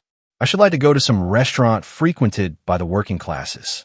They repaired to a wine merchant's where meals were also served. Clotilde's entrance caused a sensation on account of the elegance of her dress. They partook of a ragout of mutton and left that place to enter a ballroom in which she pressed more closely to his side. In 15 minutes her curiosity was satisfied, and he conducted her home. Then followed a series of visits to all sorts of places of amusement. Duroy soon began to tire of those expeditions, for he had exhausted all his resources and all means of obtaining money.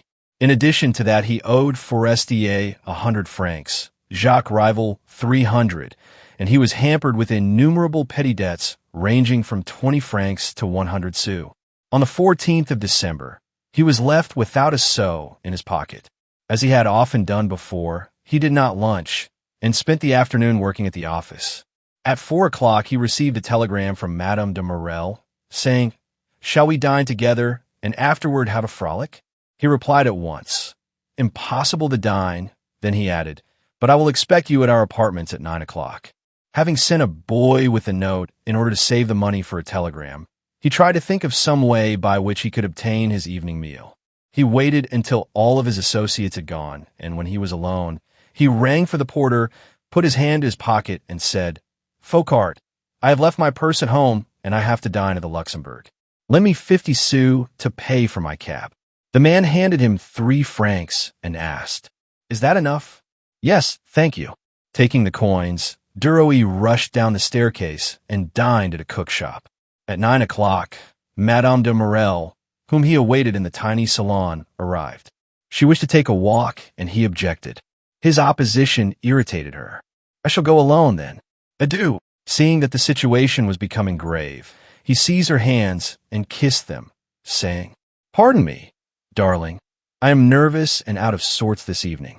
I have been annoyed by business matters. Somewhat appeased, but still vexed, she replied, That does not concern me. I will not be the butt for your ill humor. He clasped her in his arms and murmured his apologies. Still she persisted in her desire to go out. I beseech you, remain here by the fire with me. Say yes. No, she replied. I will not yield to your caprices. He insisted. I have a reason, a serious reason. If you will not go with me, I shall go alone. Adieu. She disengaged herself from his embrace and fled to the door. He followed her. Listen, CLO, my little CLO, listen to me. She shook her head, evaded his caresses, and tried to escape from his encircling arms. I have a reason. Looking him in the face, she said, You lie. What is it? He colored, and in order to avoid a rupture, confessed in accents of despair. I have no money. She would not believe him until he had turned all his pockets inside out to prove his words. Then she fell upon his breast. Oh, my poor darling! Had I known! How did it happen? He invented a touching story to this effect, that his father was in straitened circumstances, that he had given him not only his savings, but had run himself into debt. I shall have to starve for the next 6 months. Shall I lend you some? She whispered. He replied with dignity, You are very kind, dearest, but do not mention that again. It wounds me. She murmured, You will never know how much I love you. On taking leave of him, she asked, Shall we meet again the day after tomorrow? Certainly. At the same time? Yes, my darling. They parted. When Duroy opened his bedroom door and fumbled in his vest pocket for a match, He was amazed to find in it a piece of money, a 20-franc piece. At first he wondered by what miracle it had got there. Suddenly it occurred to him that Madame de Morel had given him alms. Angry and humiliated, he determined to return it when next they met. The next morning it was late when he awoke. He tried to overcome his hunger. He went out, and as he passed the restaurants, he could scarcely resist their temptations. At noon he said, "Bah, I shall lunch upon Clotilde's 20 francs. That will not hinder me from returning the money tomorrow." He ate his lunch, for which he paid 2 francs 50, and on entering the office of La Vie Française, he repaid the porter the 3 francs he had borrowed from him. He worked until 7 o'clock. Then he dined, and he continued to draw upon the 20 francs until only 4 francs 20 remained. He decided to say to Madame de Morel upon her arrival, "I found the 20-franc piece you slipped into my pocket. I will not return the money today, but I will repay you when we next meet." When Madame came, he dared not broach the delicate subject. They spent the evening together and appointed their next meeting for Wednesday of the following week, for Madame de Morel had a number of engagements. Duroy continued to accept money from Clotilde and quieted his conscience by assuring himself, "I will give it back in a lump. It is nothing but borrowed money anyway." So he kept account of all that he received in order to pay it back some day. One evening, Madame de Morel said to him, "Would you believe that I have never been to the Folies Burgers? Will you take me there?" He hesitated, fearing a meeting with Rachel. Then he thought, "Bah, I'm not married after all. If she should see me, she would take in the situation and not accost me. Moreover, we would have a box." When they entered the hall, it was crowded. With difficulty they made their way to their seats. Madame de Morel did not look at the stage. She was interested in watching the women who were promenading, and she felt an irresistible desire to touch them, to see of what those beings were made. Suddenly she said, "There is a large brunette who stares at us all the time. I think every minute she will speak to us. Have you seen her?" He replied, "No, you are mistaken." He told an untruth, for he had noticed the woman, who was no other than Rachel, with anger in her eyes and violent words upon her lips.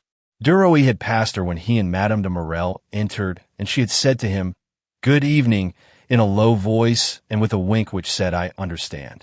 But he had not replied. For fear of being seen by his sweetheart, he passed her coldly, disdainfully. The woman, her jealousy aroused, followed the couple and said in a louder key, "Good evening, Georges." He paid no heed to her. Then she was determined to be recognized, and she remained near their box, awaiting a favorable moment. When she saw that she was observed by Madame de Morel, she touched Duroy's shoulder with the tip of her finger and said, "Good evening. How are you?" But Georges did not turn his head. She continued, "Have you grown deaf since Thursday?" Still he did not reply. She laughed angrily and cried, "Are you dumb too? Perhaps Madame has your tongue." With a furious glance, Duroy then exclaimed, "How dare you accost me? Go along, or I will have you arrested." With flaming eyes, she cried, "Ah, is that so? Because you are with another is no reason that you cannot recognize me. If you had made the least sign of recognition when you passed me, I would not have molested you. You did not even say good evening to me when you met me." During that tirade, Madame de Morel, in a fright, opened the door of the box and fled through the crowd, seeking an exit. Duroy rushed after her. Rachel, seeing him disappear, cried, "Stop her! She has stolen my lover." 2 men seized the fugitive by the shoulder, but Duroy, who had caught up with her, bade them desist, and together he and Clotilde reached the street. They entered a cab. The cabman asked, "Where shall I drive to?" Duroy replied, "Where you will." Clotilde sobbed hysterically. Duroy did not know what to say or do. At length he stammered, "Listen, CLO, my dear CLO, let me explain. It is not my fault. I knew that woman long ago." She raised her head, and with the fury of a betrayed woman, she cried disconnectedly, "Ah, you miserable fellow, what a rascal you are! Is it possible? What disgrace, oh my God! You gave her my money, did you not?" "I gave him the money. For that woman, oh, the wretch!" For several moments, she seemed to be vainly seeking an epithet more forcible. Suddenly leaning forward, she grasped the cabman's sleeve. "Stop!" she cried, and opening the door, she alighted. Georges was about to follow her, but she commanded, "I forbid you to follow me," in a voice so loud that the passers-by crowded around her, and Duroy dared not stir for fear of a scandal. She drew out her purse, and taking 2 francs 50 from it, she handed it to the cabman, saying aloud, "Here is the money for your hour. Take that rascal to Rue Boursault at Batignolles." The crowd applauded. One man said, "Bravo, little one," and the cab moved on, followed by the jeers of the bystanders. Chapter 6. A Step Upward. The next morning Georges Duroy arose, dressed himself, and determined to have money. He sought Forestier. His friend received him in his study. "What made you rise so early?" he asked. "A very serious matter. I have a debt of honor." "A gaming debt?" He hesitated, then repeated, "A gaming debt. Is it large?" 500 francs. He only needed 280. Forestier asked skeptically, "To whom do you owe that amount?" Duroy did not reply at once. To M. de Carleville." "Ah, where does he live?" Rue. Forestier laughed. "I know the gentleman. If you want 20 francs, you can have them, but no more." Duroy took the gold piece, called upon more friends, and by 5 o'clock had collected 80 francs. As he required 200 more, he kept what he had begged and muttered, "I shall not worry about it. I will pay it when I can." For 2 weeks he lived economically, but at the end of that time, the good resolutions he had formed vanished, and one evening he returned to the Folies Burgers in search of Rachel. But the woman was implacable and heaped coarse insults upon him, until he felt his cheeks tingle and he left the hall. Forestier, out of health and feeble, made Duroy's existence at the office insupportable. The latter did not reply to his rude remarks, but determined to be avenged. He called upon Madame Forestier. He found her reclining upon a couch, reading. She held out her hand without rising and said, "Good morning, Bel-Ami." "Why do you call me by that name?" She replied with a smile, "I saw Madame de Morel last week, and I know what they have christened you at her house." He took a seat near his hostess and glanced at her curiously. She was a charming blonde, fair and plump, made for caresses, and he thought, "She is certainly nicer than the other one." He did not doubt that he would only have to extend his hand in order to gather the fruit. As he gazed upon her, she chided him for his neglect of her. He replied, "I did not come because it was for the best." "How? What? Why? Can you not guess?" "No, because I loved you. A little, only a little, and I did not wish to love you anymore." She did not seem surprised, nor flattered. She smiled indifferently and replied calmly, "Oh, you can come just the same. No one loves me long." "Why not?" "Because it is useless, and I tell them so at once. If you had confessed your fears to me sooner, I would have reassured you. My dear friend, a man in love is not only foolish but dangerous. I cease all intercourse with people who love me or pretend to. Firstly, because they bore me, and secondly, because I look upon them with dread, as I would upon a mad dog. I know that your love is only a kind of appetite, while with me it would be a communion of souls. Now look me in the face." She no longer smiled. "I will never be your sweetheart.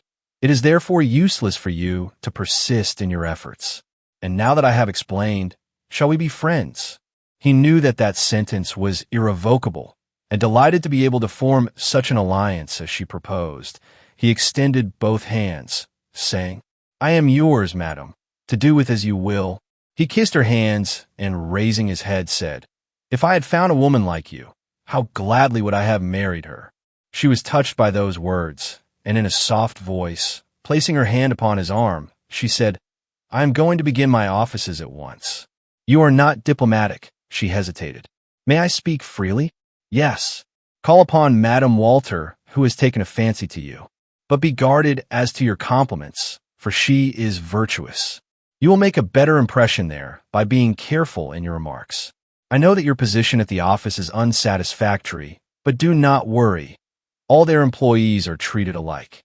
He said, "Thanks. You are an angel, a guardian angel." As he took his leave, he asked again, "Are we friends? Is it settled?" "It is." Having observed the effect of his last compliment, he said, "If you ever become a widow, I have put in my application."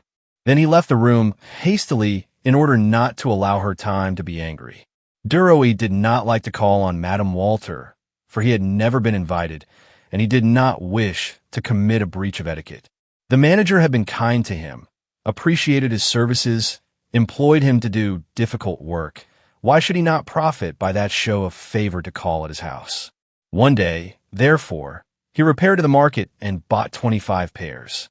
Having carefully arranged them in a basket to make them appear as if they came from a distance, he took them to Madame Walter's door with his card on which was inscribed, "Georges Duroy begs Madame Walter to accept the fruit which he received this morning from Normandy." The following day he found in his letterbox at the office an envelope containing Madame Walter's card on which was written, "Madame Walter thanks M. Georges Duroy very much, and is at home on Saturdays." The next Saturday he called. M. Walter lived on Boulevard Malherbe in a double house which he owned. The reception rooms were on the first floor. In the antechamber were two footmen. One took Duroy's overcoat, the other his cane, put it aside, opened a door, and announced the visitor's name. In the large mirror in the apartment, Duroy could see the reflection of people seated in another room. He passed through two drawing rooms and entered a small boudoir in which four ladies were gathered around a tea table. Notwithstanding the assurance he had gained during his life in Paris, and especially since he had been thrown in contact with so many noted personages, Duroy felt abashed. He stammered, "Madam, I took the liberty." The mistress of the house extended her hand and said to him, "You are very kind, Duroy, to come to see me." She pointed to a chair. The ladies chatted on. Visitors came and went. Madame Walter noticed that Duroy said nothing, that no one addressed him, that he seemed disconcerted, and she drew him into the conversation which dealt with the admission of a certain M. Lynette to the academy. When Duroy had taken his leave, one of the ladies said, "How odd he is." "Who is he?" Madame Walter replied. "One of our reporters. He only occupies a minor position, but I think he will advance rapidly." In the meantime, while he was being discussed, Duroy walked gaily down Boulevard Malherbe. The following week he was appointed editor of the Echoes and invited to dine at Madame Walter's. The Echoes were, Walter said, the very pith of the paper. Everything and everybody should be remembered.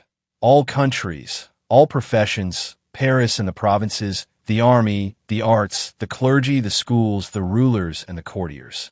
The man at the head of that department should be wide awake, always on his guard, quick to judge of what was best to be said and best to be omitted, to divine what would please the public, and to present it well.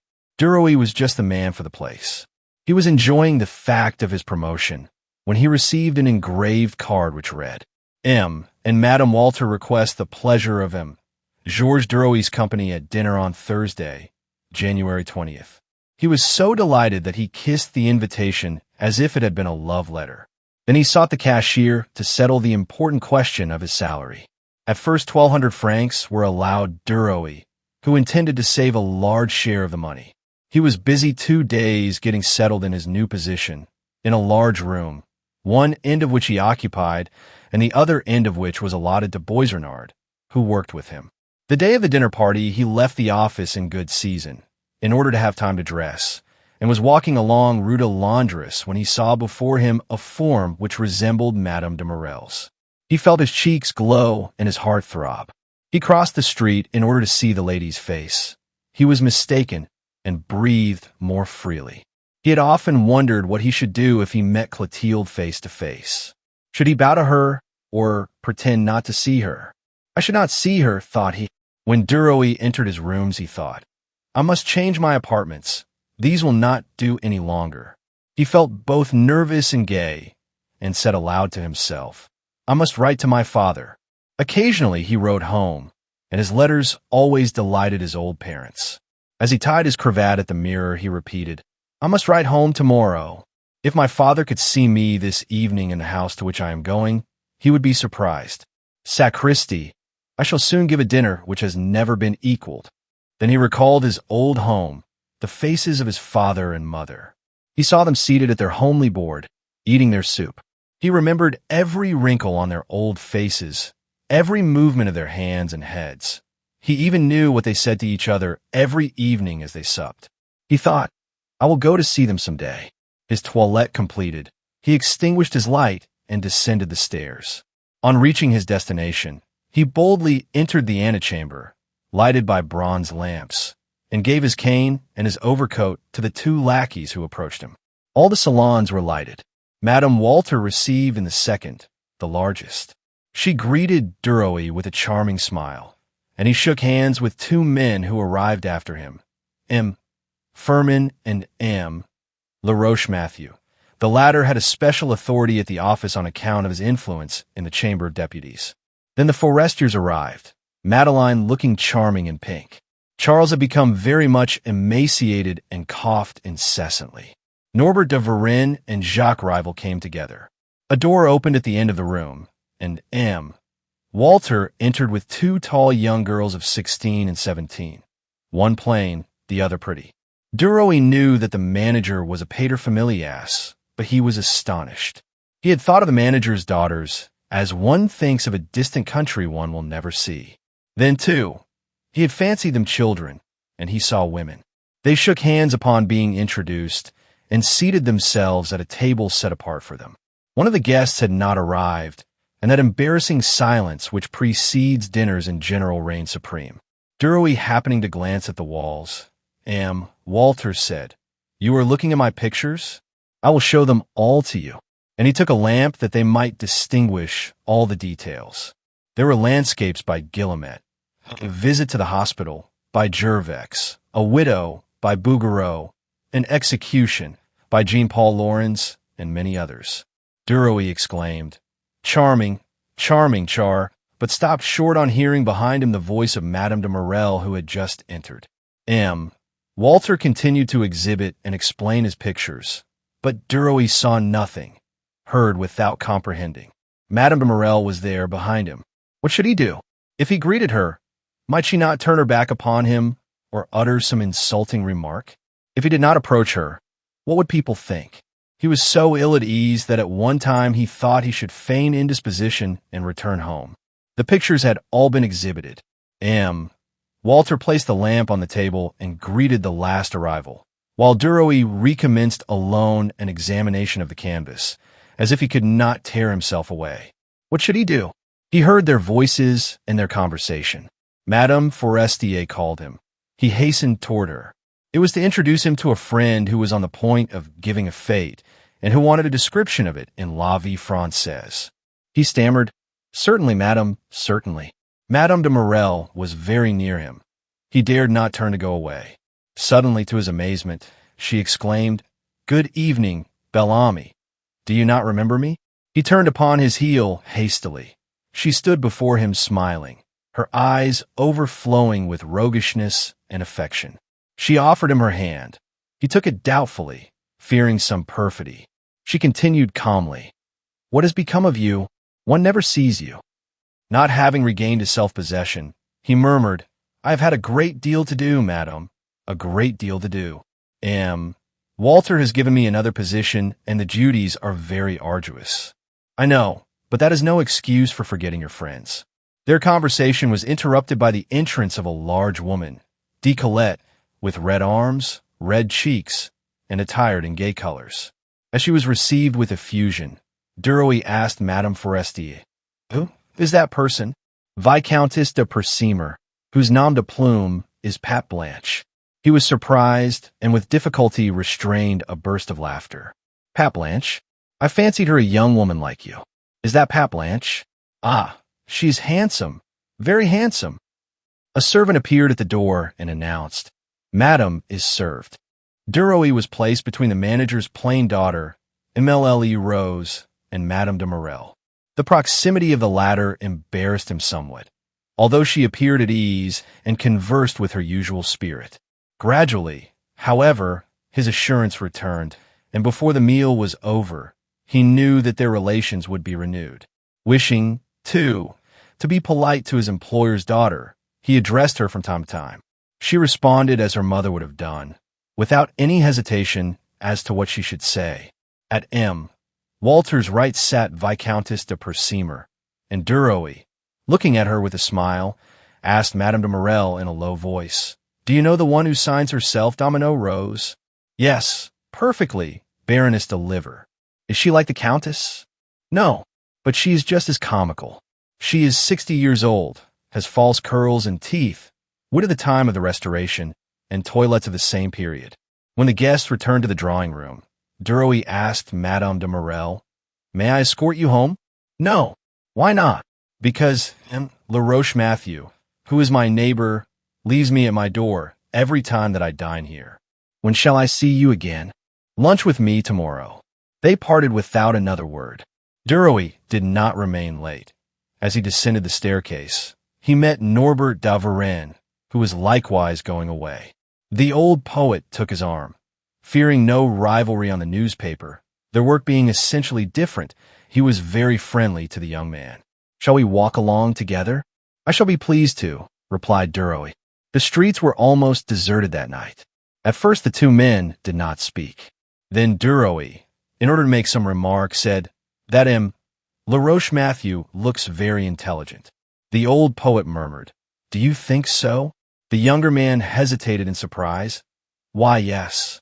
Is he not considered one of the most capable men in the chamber? That may be.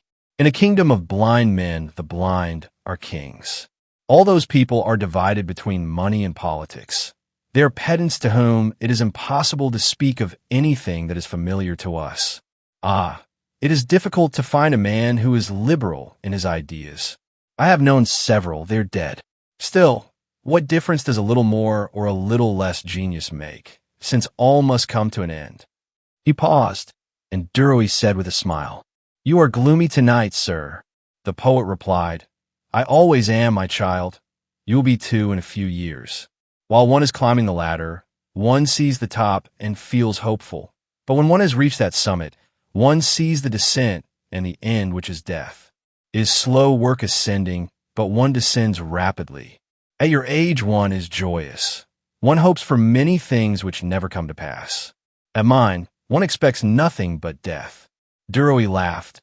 Egad, you make me shudder. Norbert de Varenne continued. You do not understand me now, but later on you will remember what I have told you. We breathe, sleep, drink, eat, work, and then die. The end of life is death. What do you long for? Love? A few kisses, and you'll be powerless. Money? What for? To gratify your desires. Glory? What comes after it all? Death. Death alone is certain. He stopped, took Duroy by his coat collar, and said slowly, Ponder upon all that, young man. Think it over for days, months, and years, and you will see life from a different standpoint. I'm a lonely old man. I have neither father, mother, brother, sister, wife, children, nor God. I have only poetry. Mary, my friend, you do not know what it is to live alone at my age. It is so lonesome. I seem to have no one upon earth. When one is old, it is a comfort to have children. When they reached Rue de Bourgogne, the poet halted before a high house, rang the bell, pressed Duroy's hand, and said, Forget what I have said to you, young man, and live according to your age. Adieu. With those words, he disappeared in the dark corridor. Duroy felt somewhat depressed on leaving Varenne, but on his way a perfumed damsel passed by him and recalled to his mind his reconciliation with Madame de Morel. How delightful was the realization of one's hopes. The next morning he arrived at his lady-love's door somewhat early. She welcomed him as if there had been no rupture, and said as she kissed him, You do not know how annoyed I am, my beloved. I anticipated a delightful honeymoon, and now my husband has come home for 6 weeks. But I could not let so long a time go by without seeing you, especially after our little disagreement, and this is how I have arranged matters. Come to dinner Monday. I will introduce you to M. de Morel. I have already spoken of you to him. Duroy hesitated in perplexity. He feared he might betray something by a word, a glance. He stammered, No, I would rather not meet your husband. Why not? How absurd. Such things happen every day. I do not think you so foolish. Very well, I will come to dinner Monday. To make it more pleasant, I will have the Forestiers, though I do not like to receive company at home. On Monday, as he ascended Madame de Morel's staircase, he felt strangely troubled. Not that he disliked to take her husband's hand, drink his wine, and eat his bread, but he dreaded something, he knew not what. He was ushered into the salon, and he waited as usual. Then the door opened, and a tall man with a white beard, grave and precise, advanced toward him and said courteously, "My wife has often spoken of you, sir. I am charmed to make your acquaintance." Duroy tried to appear cordial and shook his host's proffered hand with exaggerated energy. De Morel put a log upon the fire and asked, "Have you been engaged in journalism a long time?" Duroy replied, "Only a few months." His embarrassment wearing off, he began to consider the situation very amusing. He gazed at de Morel, serious and dignified, and felt a desire to laugh aloud.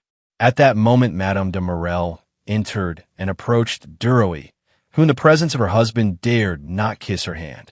Laurine entered next and offered her brow to Georges. Her mother said to her, "You do not call Duroy Bel-Ami today." The child blushed as if it were a gross indiscretion to reveal her secret. When the Forestiers arrived, Duroy was startled at Charles's appearance. He had grown thinner and paler in a week and coughed incessantly. He said they would leave for Cannes on the following Thursday at the doctor's orders. They did not stay late. After they had left, Duroy said, with a shake of his head, "He will not live long." Madame de Morel replied calmly, "No, he is doomed." He was a lucky man to obtain such a wife. Duroy asked, "Does she help him very much?" "She does all the work. She is well posted on every subject, and she always gains her point as she wants it, and when she wants it. Oh, she is as maneuvering as anyone. She is a treasure to a man who wishes to succeed." Georges replied, "She will marry very soon again, I have no doubt." "Yes, I should not even be surprised if she had someone in view, a deputy. But I do not know anything about it." De Morel said impatiently, "You infer so many things that I do not like. We should never interfere in the affairs of others. Everyone should make that a rule." Duroy took his leave with a heavy heart. The next day he called on the Forestiers and found them in the midst of packing. Charles lay upon a sofa and repeated, "I should have gone a month ago." Then he proceeded to give Duroy innumerable orders, although everything had been arranged with Walter. When Georges left him, he pressed his comrade's hand and said, "Well, old fellow, we shall soon meet again." Madame Forestier accompanied him to the door, and he reminded her of their compact. "We are friends and allies, are we not?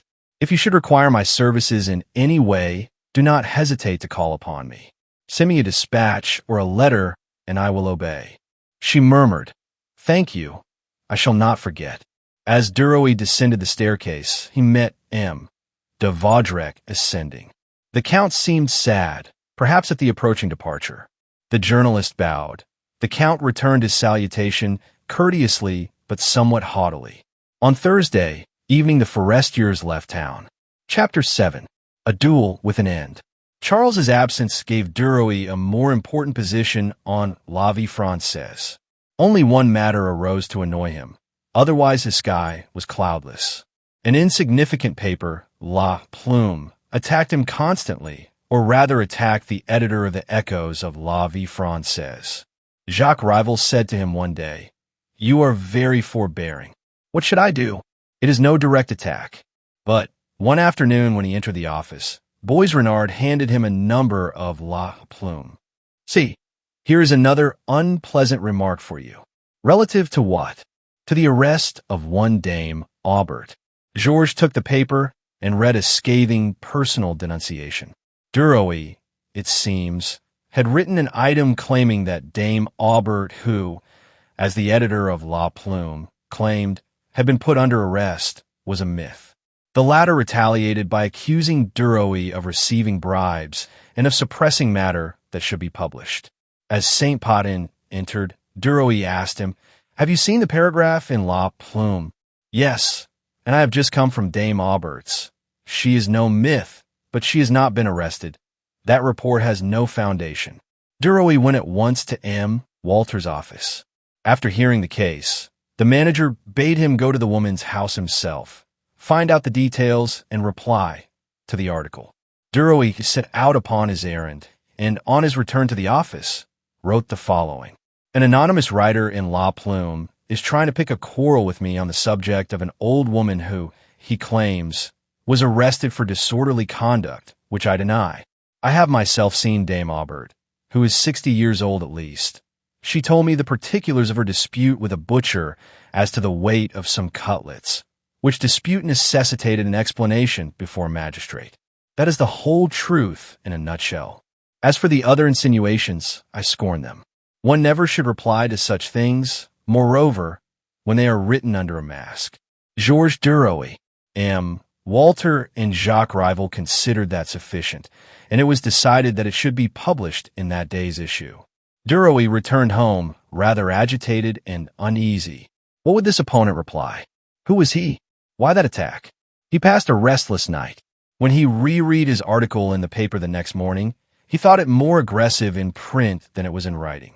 He might, it seemed to him, have softened certain terms. He was excited all day and feverish during the night.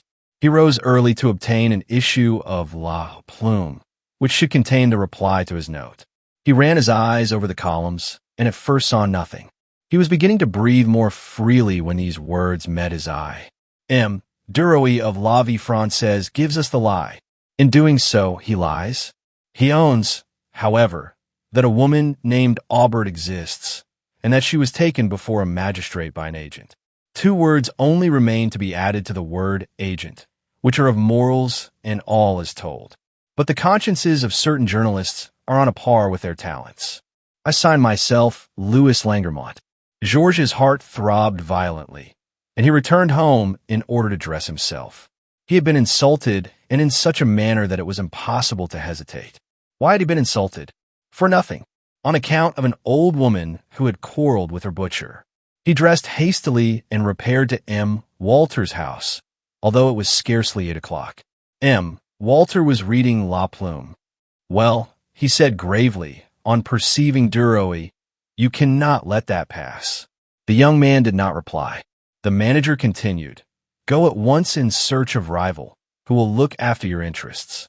Duroy stammered several vague words and set out for Rival's house. Jacques was still in bed, but he rose when the bell rang, and having read the insulting paragraph, said, whom would you like to have besides me? I do not know. Boisrenard? Yes. Are you a good swordsman? No. A good shot. I have used a pistol a good deal. Good. Come and exercise while I attend to everything. Wait a moment. He entered his dressing room and soon reappeared, washed, shaven, and presentable. Come with me, said he. He lived on the ground floor, and he led Duroy into a cellar converted into a room for the practice of fencing and shooting.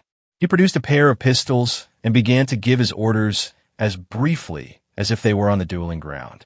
He was well satisfied with Duroy's use of the weapons, and told him to remain there and practice until noon, when he would return to take him to lunch and tell him the result of his mission. Left to his own devices, Duroy aimed at the target several times and then sat down to reflect. Such affairs were abominable anyway. What would a respectable man gain by risking his life? And he recalled Norbert de Varennes' remarks, made to him a short while before. He was right, he declared aloud. It was gloomy in that cellar, as gloomy as in a tomb. What o'clock was it? The time dragged slowly on. Suddenly he heard footsteps, voices, and Jacques Rival reappeared accompanied by Boisrenard. The former cried on perceiving Duroy, all is settled. Duroy thought the matter had terminated with a letter of apology. His heart gave a bound, and he stammered, ah, thank you. Rival continued, M. Langermont has accepted every condition. 25 paces, fire when the pistol is leveled and the order given. Then he added, now let us lunch. It is past 12 o'clock. They repaired to a neighboring restaurant. Duroy was silent. He ate that they might not think he was frightened, and went in the afternoon with Boisrenard to the office, where he worked in an absent, mechanical manner. Before leaving, Jacques Rival shook hands with him and warned him that he and Boisrenard would call for him in a carriage the next morning at 7 o'clock to repair to the wood at Vezenet, where the meeting was to take place. All had been settled without his saying a word, giving his opinion, accepting or refusing with such rapidity that his brain whirled and he scarcely knew what was taking place. He returned home about 9 o'clock in the evening after having dined with Boisrenard, who had not left him all day. When he was alone, he paced the floor. He was too confused to think. One thought alone filled his mind, and that was a duel tomorrow. He sat down and began to meditate. He had thrown upon his table his adversary's card brought him by rival. He read it for the 20th time that day. Louis Elangierie Moenti, 176, Rue Montmartre. Nothing more. Who was the man? How old was he? How tall? How did he look? How odious that a total stranger should, without rhyme or reason, out of pure caprice, annoy him thus on account of an old woman's quarrel with her butcher. He said aloud, "The brute," and glared angrily at the card. He began to feel nervous. The sound of his voice made him start. He drank a glass of water and lay down. He turned from his right side to his left uneasily. He was thirsty. He rose. He felt restless. "Am I afraid?" he asked himself. Why did his heart palpitate so wildly at the slightest sound? He began to reason philosophically on the possibility of being afraid. No, certainly he was not, since he was ready to fight. Still, he felt so deeply moved that he wondered if one could be afraid in spite of oneself. What would happen if that state of things should exist? If he should tremble or lose his presence of mind? He lighted his candle and looked in the glass. He scarcely recognized his own face. It was so changed. Suddenly he thought, "Tomorrow at this time I may be dead." He turned to his couch and saw himself stretched lifeless upon it. He hastened to the window and opened it, but the night air was so chilly that he closed it, lighted a fire, and began to pace the floor once more, saying mechanically, "I must be more composed. I will write to my parents, in case of accident." He took a sheet of paper and, after several attempts, began, "My dear father and mother, at daybreak I'm going to fight a duel, and, as something might happen," he could write no more. He rose with a shudder. It seemed to him that, notwithstanding his efforts, he would not have the strength necessary to face the meeting. He wondered if his adversary had ever fought before, if he were known. He had never heard his name. However, if he had not been a remarkable shot, he would not have accepted that dangerous weapon without hesitation. He ground his teeth to prevent his crying aloud. Suddenly, he remembered that he had a bottle of brandy. He fetched it from the cupboard and soon emptied it. Now he felt his blood course more warmly through his veins. "I have found a means," said he. Day broke. He began to dress.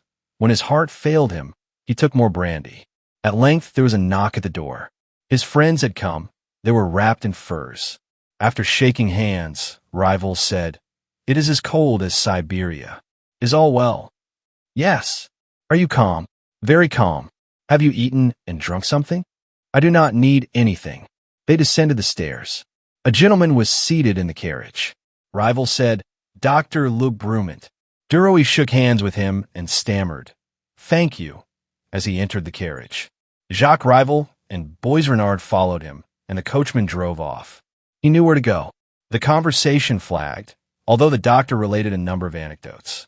Rival alone replied to him. Duroy tried to appear self-possessed, but he was haunted continually by the fear of showing his feelings or of losing his self-possession. Rival addressed him, saying, "I took the pistols to Gaston Renette. He loaded them. The box is sealed." Duroy replied mechanically, "Thank you." Then Rival proceeded to give him minute directions that he might make no mistakes. Duroy repeated those directions as children learn their lessons in order to impress them upon his memory. As he muttered the phrases over and over, he almost prayed that some accident might happen to the carriage. If he could only break his leg.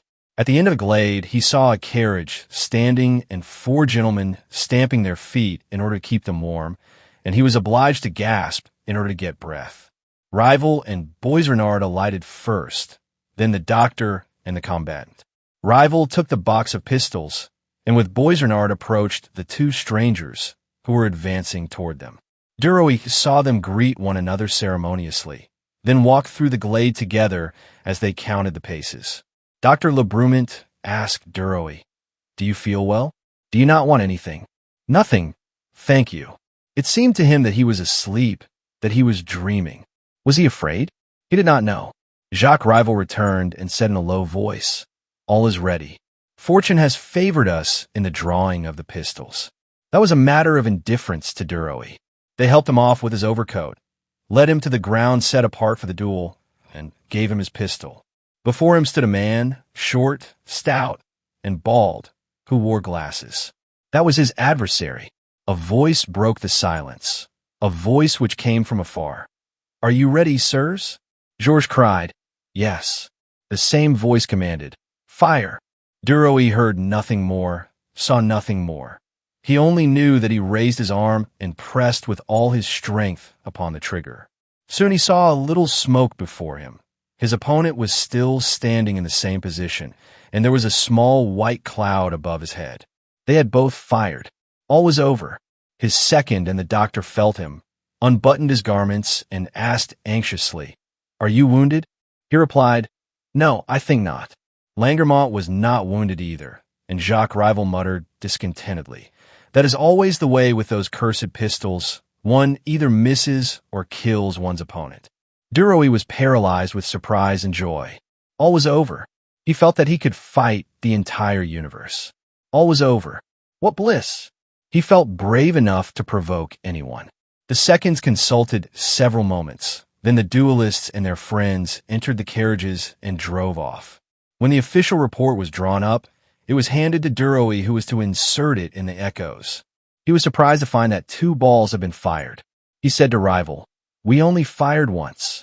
The latter smiled. "Yes, once each. That makes twice." And Duroy, satisfied with that explanation, asked no more questions. Walter embraced him. "Bravo!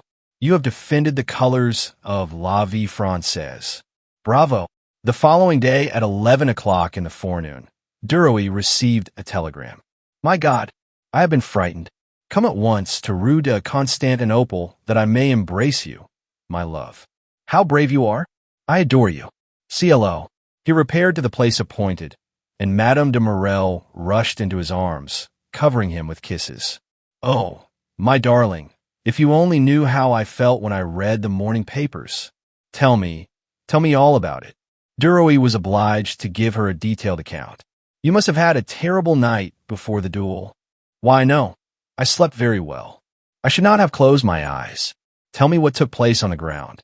Forthwith, he proceeded to give her a graphic description of the duel.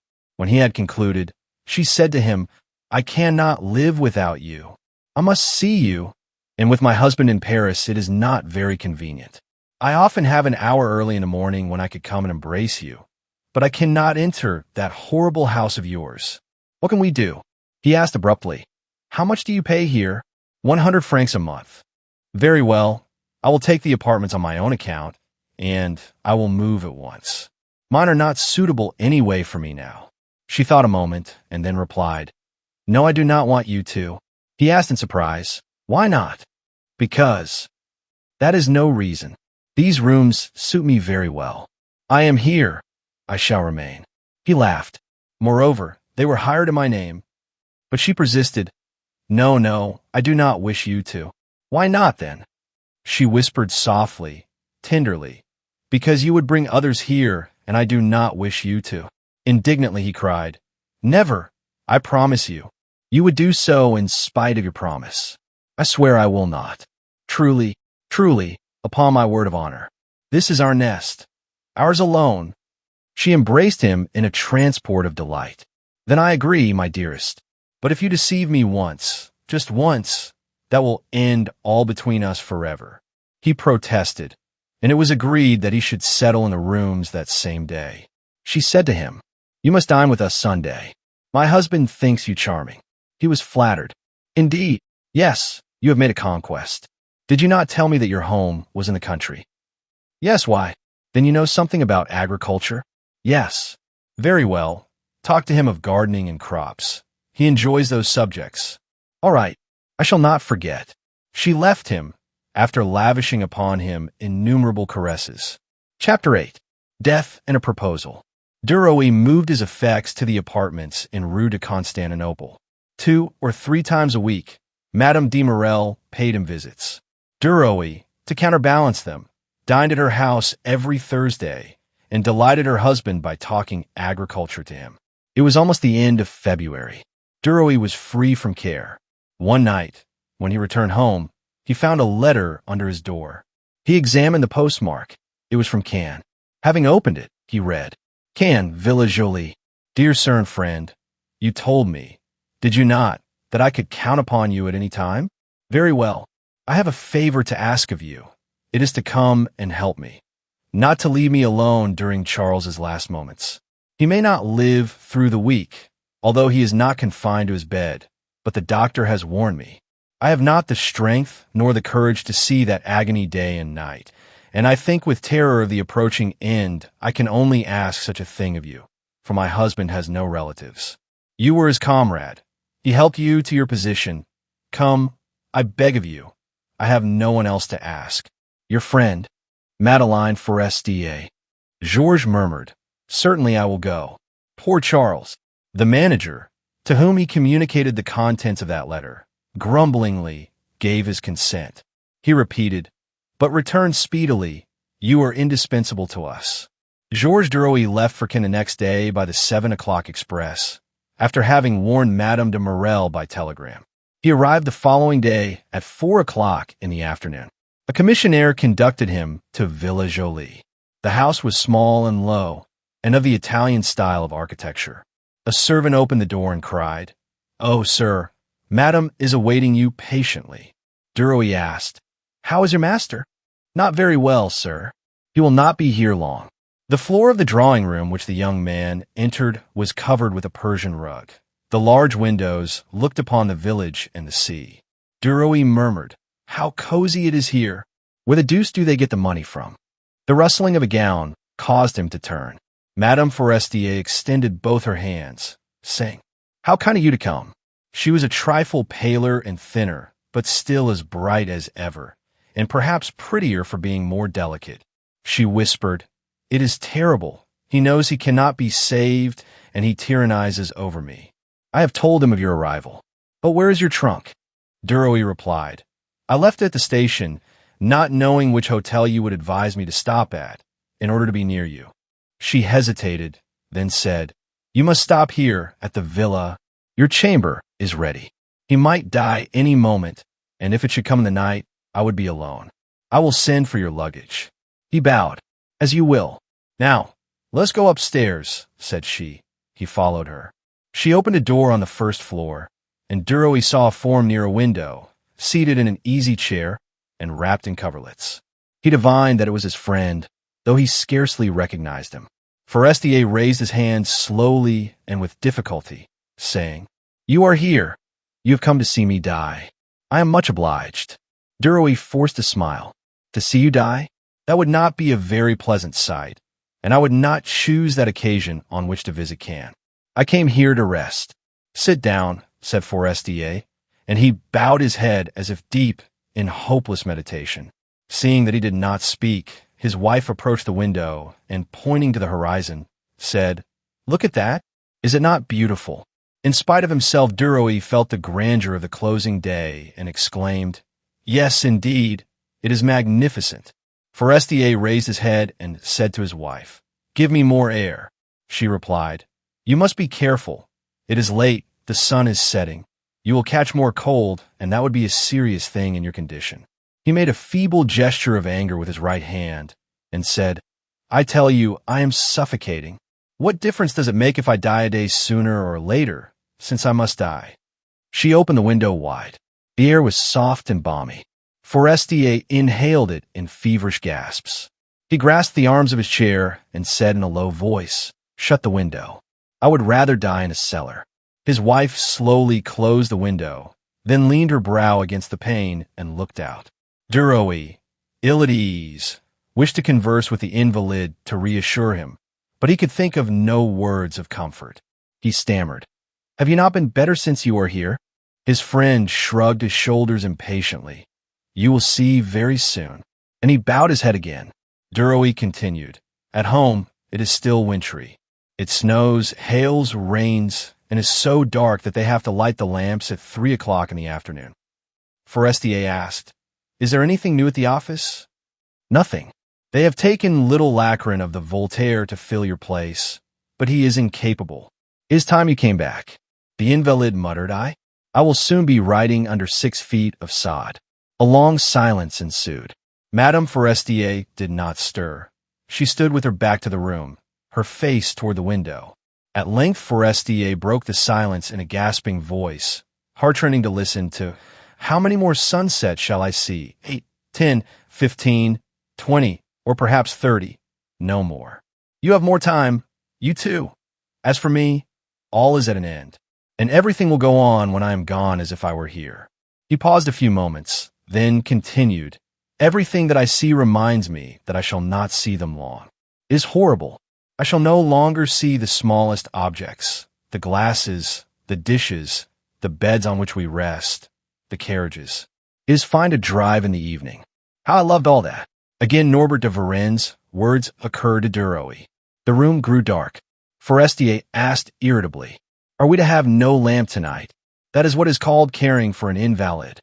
The form outlined against the window disappeared, and an electric bell was heard to ring.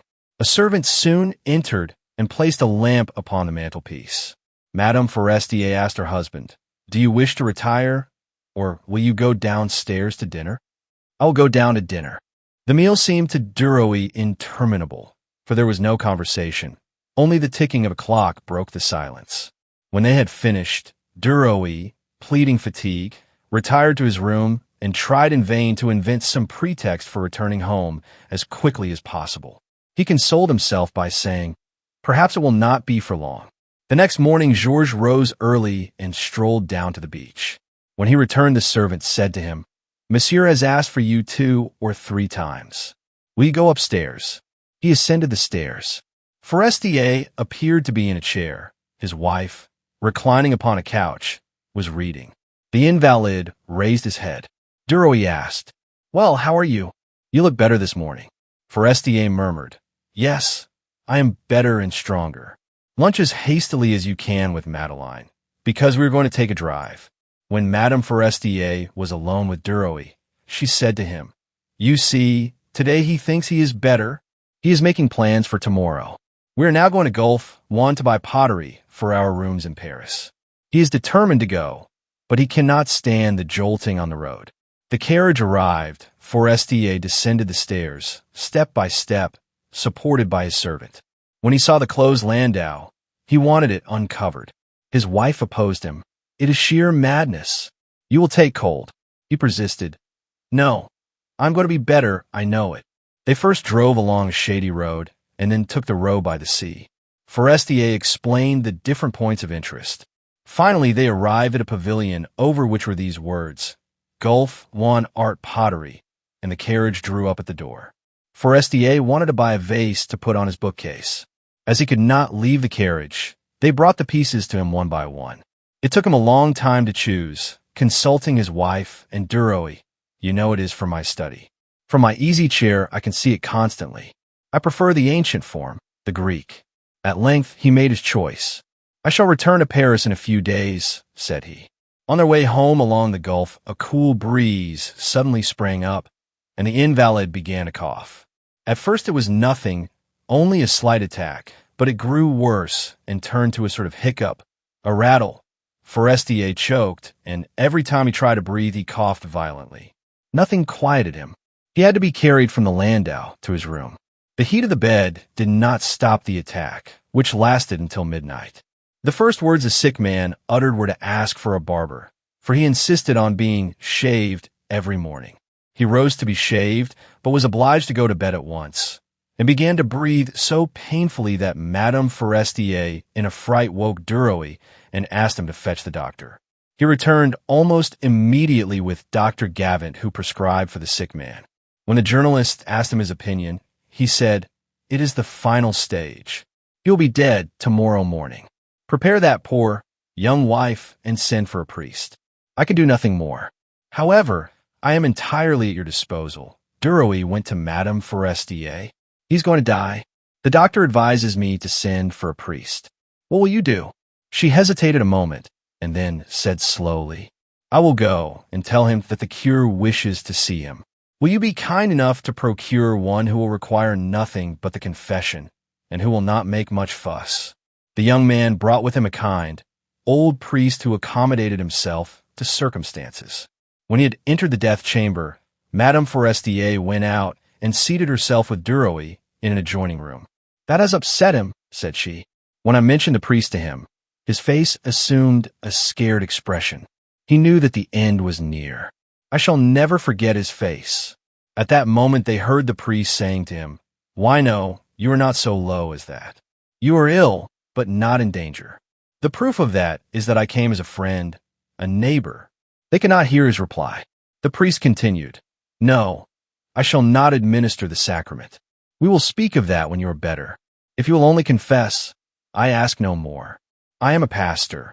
I take advantage of every occasion to gather in my sheep." A long silence followed. Then suddenly the priest said, in the tone of one officiating at the altar, "The mercy of God is infinite. Repeat the Confiteor, my son. Perhaps you have forgotten it. I will help you. Repeat with me. Confiteor Deo omnipotenti, Beata Mariae semper Virgini." He paused from time to time to permit the dying man to catch up to him. Then he said, "Now confess." The sick man murmured something. The priest repeated, "You have committed sins. Of what kind, my son?" The young woman rose and said simply, "Let us go into the garden. We must not listen to his secrets." They seated themselves upon a bench before the door, beneath a blossoming rosebush. After several moments of silence, Duroy asked, "Will it be some time before you return to Paris?" "No," she replied. "When all is over, I will go back." Duroy himself was almost asleep when he felt a presentiment that something was about to happen. He opened his eyes just in time to see Forestier close his. He coughed slightly, and 2 streams of blood issued from the corners of his mouth and flowed upon his night-robe. His hands ceased their perpetual motion. He had breathed his last. His wife, perceiving it, uttered a cry and fell upon her knees by the bedside. Georges, in surprise and affright, mechanically made the sign of the cross. The nurse, awakening, approached the bed and said, "It has come." Duroy, recovering his self-possession, murmured with a sigh of relief, "It was not as hard as I feared it would be." That night Madame Forestier and Duroy watched in the chamber of death. They were alone beside him who was no more. They did not speak. Georges' eyes seemed attracted to that emaciated face which the flickering light made more hollow. That was his friend, Charles Forestier, who the day before had spoken to him. For several years he had lived, eaten, laughed, loved, and hoped as did everyone. And now all was ended for him forever. Life lasted a few months or years, and then fled. One was born, grew, was happy, and died. Adieu, man or woman. You will never return to earth. He thought of the insects which live several hours, of the feasts which live several days, of the men who live several years, of the worlds which last several centuries. What was the difference between one and the other? A few more dawns, that was all. Duroy turned away his eyes in order not to see the corpse. Madame Forestier's head was bowed. Her fair hair enhanced the beauty of her sorrowful face. The young man's heart grew hopeful. Why should he lament when he had so many years still before him? He glanced at the handsome widow. How had she ever consented to marry that man? Then he pondered upon all the hidden secrets of their lives. He remembered that he had been told of a Count de Vaudrec who had dowered and given her in marriage. What would she do now? Whom would she marry? Had she projects, plans? He would have liked to know. Why that anxiety as to what she would do? Georges questioned himself and found that it was caused by a desire to win her for himself. Why should he not succeed? He was positive that she liked him. She would have confidence in him, for she knew that he was intelligent, resolute, tenacious. Had she not sent for him? Was not that a kind of avowal? He was impatient to question her, to find out her intentions. He would soon have to leave that villa, for he could not remain alone with the young widow.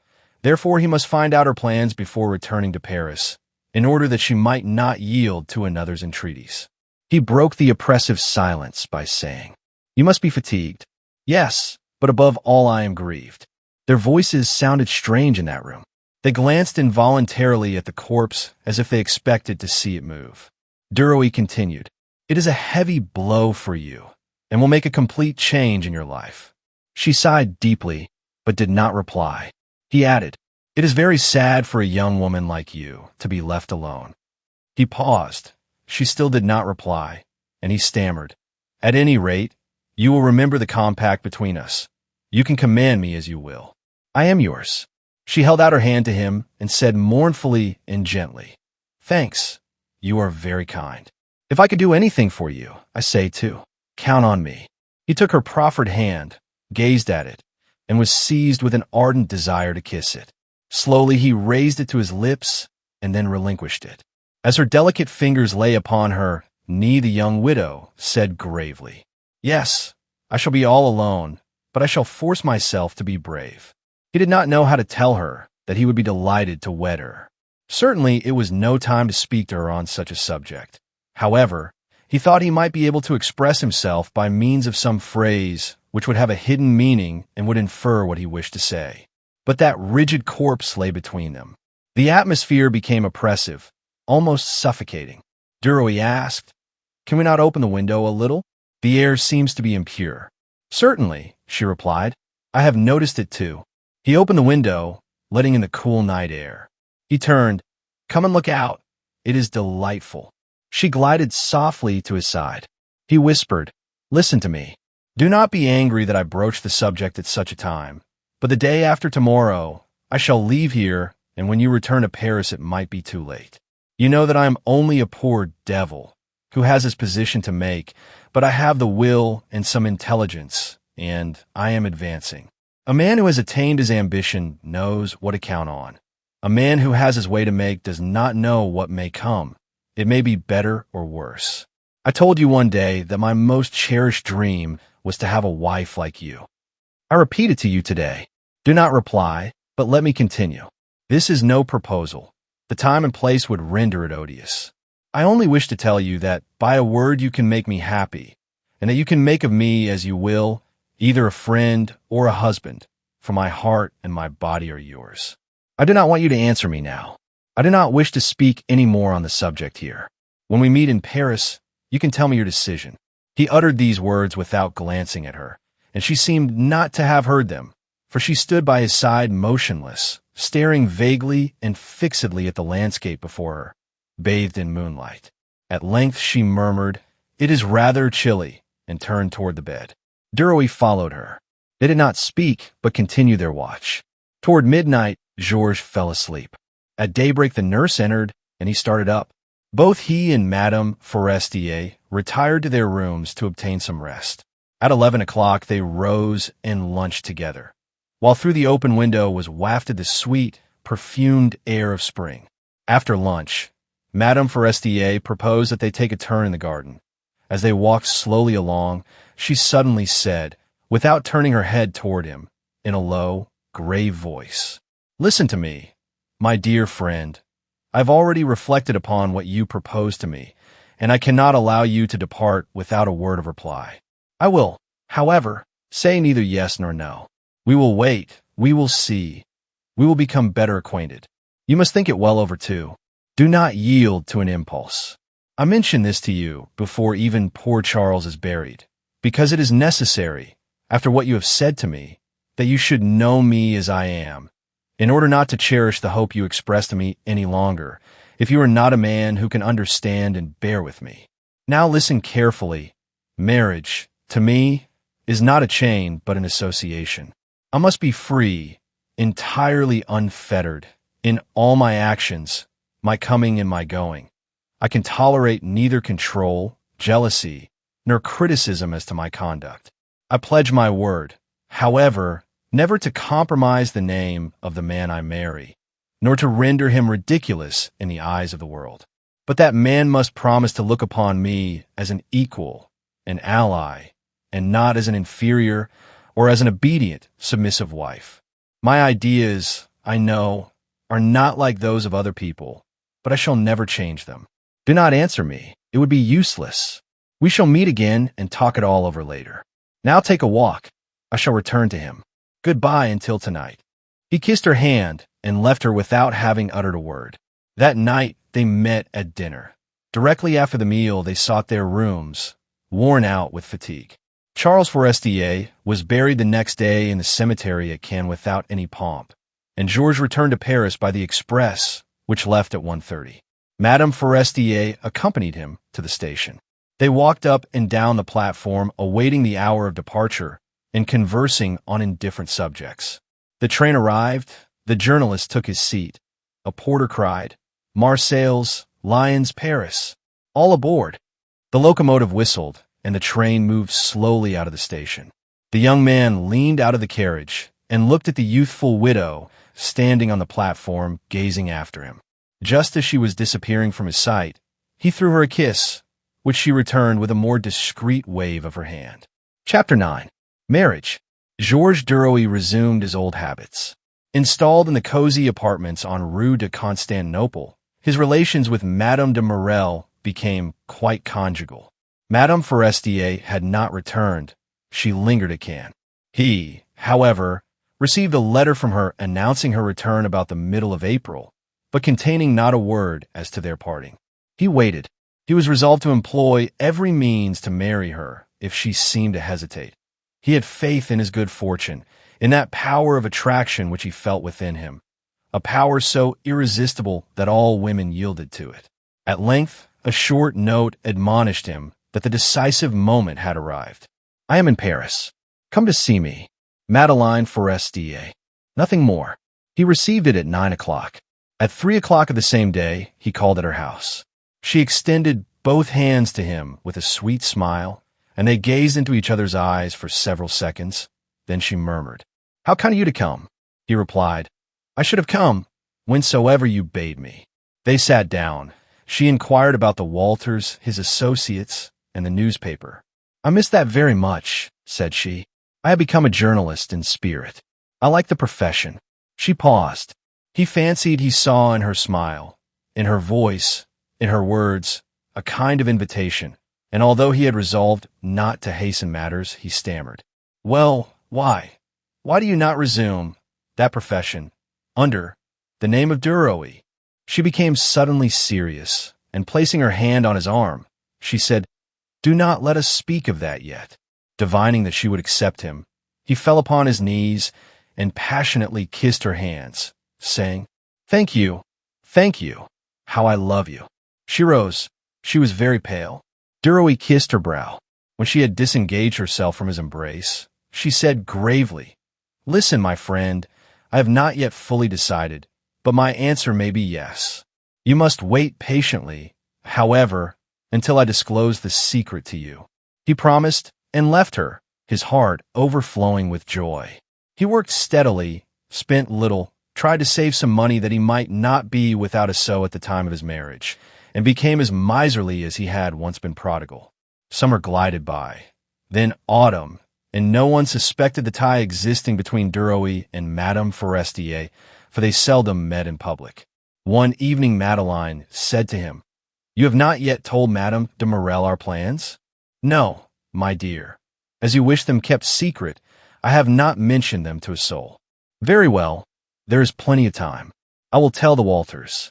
She turned away her head and continued, "If you wish, we could be married the beginning of May. I obey you in all things joyfully. The 10th of May, which falls on Saturday, would please me, for it is my birthday." "Very well, the 10th of May. Your parents live near Rouen, do they not?" "Yes, near Rouen, I can tell you. I am very anxious to see them." He hesitated, perplexed, "But they are," then he added more firmly, "My dear, they are plain, country people, innkeepers who strained every nerve to give me an education. I'm not ashamed of them, but their simplicity, their rusticity might annoy you." She smiled sweetly. "No, I will love them very much. We will visit them. I wish to. I, too, am the child of humble parents, but I lost mine. I have no one in the world," she held out her hand to him, "but you." He was affected, conquered as he had never been by any woman. "I've been thinking of something," said she, "but it is difficult to explain." He asked, "What is it?" "It is this. I am like all women. I have my weaknesses. I should like to bear a noble name. Can you not, on the occasion of our marriage, change your name somewhat?" She blushed as if she had proposed something indelicate. He replied simply, "I have often thought of it, but it does not seem easy to me." "Why not?" He laughed. "Because I am afraid I should be ridiculed." She shrugged her shoulders. "Not all. Not at all. Everyone does it, and no one laughs. Separate your name in this way, Duroy. It sounds very well." He replied, "No, that will not do. It is too common a proceeding. I have thought of assuming the name of my native place, first as a literary pseudonym, and then as my surname in conjunction with Duroy, which might later on, as you proposed, be separated." She asked, "Is your native place Cantel?" "Yes. I do not like the termination. Could we not modify it?" She took a pen and wrote down the names in order to study them. Suddenly she cried, "Now I have it," and held toward him a sheet of paper on which was written, "Madame Duroy de Cantel." Gravely he replied, "Yes, it is very nice." She was delighted and repeated, "Duroy de Cantel. Madame Duroy de Cantel. It is excellent, excellent." Then she added with an air of conviction, "You will see how easily it will be accepted by everyone. After tomorrow, sign your articles de Cantel, and your echoes simply Duroy. That is done on the press every day, and no one will be surprised to see you take a nom de plume. What is your father's name?" "Alexander." She murmured Alexander 2 or 3 times in succession. Then she wrote upon a blank sheet, "M. and Madame Alexander Duroy de Cantel announced the marriage of their son, Georges Duroy de Cantel, with Madame Forestier." She examined her writing, and, charmed with the effect, exclaimed, "With a little method one can succeed in anything." When Georges reached the street, resolved to call himself, henceforth, Duroy, or even Duroy de Cantel, it seemed to him that he was of more importance. He swaggered more boldly, held his head more erect, and walked as he thought gentlemen should. He felt a desire to inform the passers-by, "My name is Duroy de Cantel." Scarcely had he entered his apartments when the thought of Madame de Morel rendered him uneasy, and he wrote to her immediately, appointing a meeting for the following day. It will be hard, thought he. There will be a quarrel surely. The next morning he received a telegram from Madame, informing him that she would be with him at 1 o'clock. He awaited her impatiently, determined to confess at once, and afterward to argue with her, to tell her that he could not remain a bachelor indefinitely, and that, as M. de Morel persisted in living, he had been compelled to choose someone else as a legal companion. When the bell rang, his heart gave a bound. Madame de Morel entered and cast herself into his arms, saying, "Good afternoon, Bel-Ami." Perceiving that his embrace was colder than usual, she glanced up at him and asked, "What ails you?" "Take a seat," said he. "We must talk seriously." She seated herself without removing her hat and waited. He cast down his eyes. He was preparing to commence. Finally he said slowly, "My dear friend, you see that I am very much perplexed, very sad, and very much embarrassed by what I have to confess to you. I love you. I love you with all my heart, and the fear of giving you pain grieves me more than what I have to tell you." She turned pale, trembled, and asked, "What is it? Tell me quickly." He said sadly but resolutely, "I am going to be married." She sighed like one about to lose consciousness. Then she gasped but did not speak. He continued, "You cannot imagine how much I suffered before taking that resolution. But I have neither position nor money. I am alone in Paris. I must have near me someone who can counsel, comfort, and support me. What I need is an associate, an ally, and I have found one." He paused, hoping that she would reply, expecting an outburst of furious rage, reproaches, and insults. She pressed her hand to her heart and breathed with difficulty. He took the hand resting on the arm of the chair, but she drew it away and murmured as if stupefied, "Oh, my God!" He fell upon his knees before her, without, however, venturing to touch her, more moved by her silence than he would have been by her anger. "CLO, my little CLO, you understand my position. Oh, if I could have married you, what happiness it would have afforded me. But you were married. What could I do? Just think of it. I must make my way in the world, and I can never do so as long as I have no domestic ties. If you knew, there are days when I should like to kill your husband." He spoke in a low, seductive voice. He saw 2 tears gather in Madame de Morel's eyes and trickle slowly down her cheeks. He whispered, "Do not weep, CLO. Do not weep, I beseech you. You break my heart."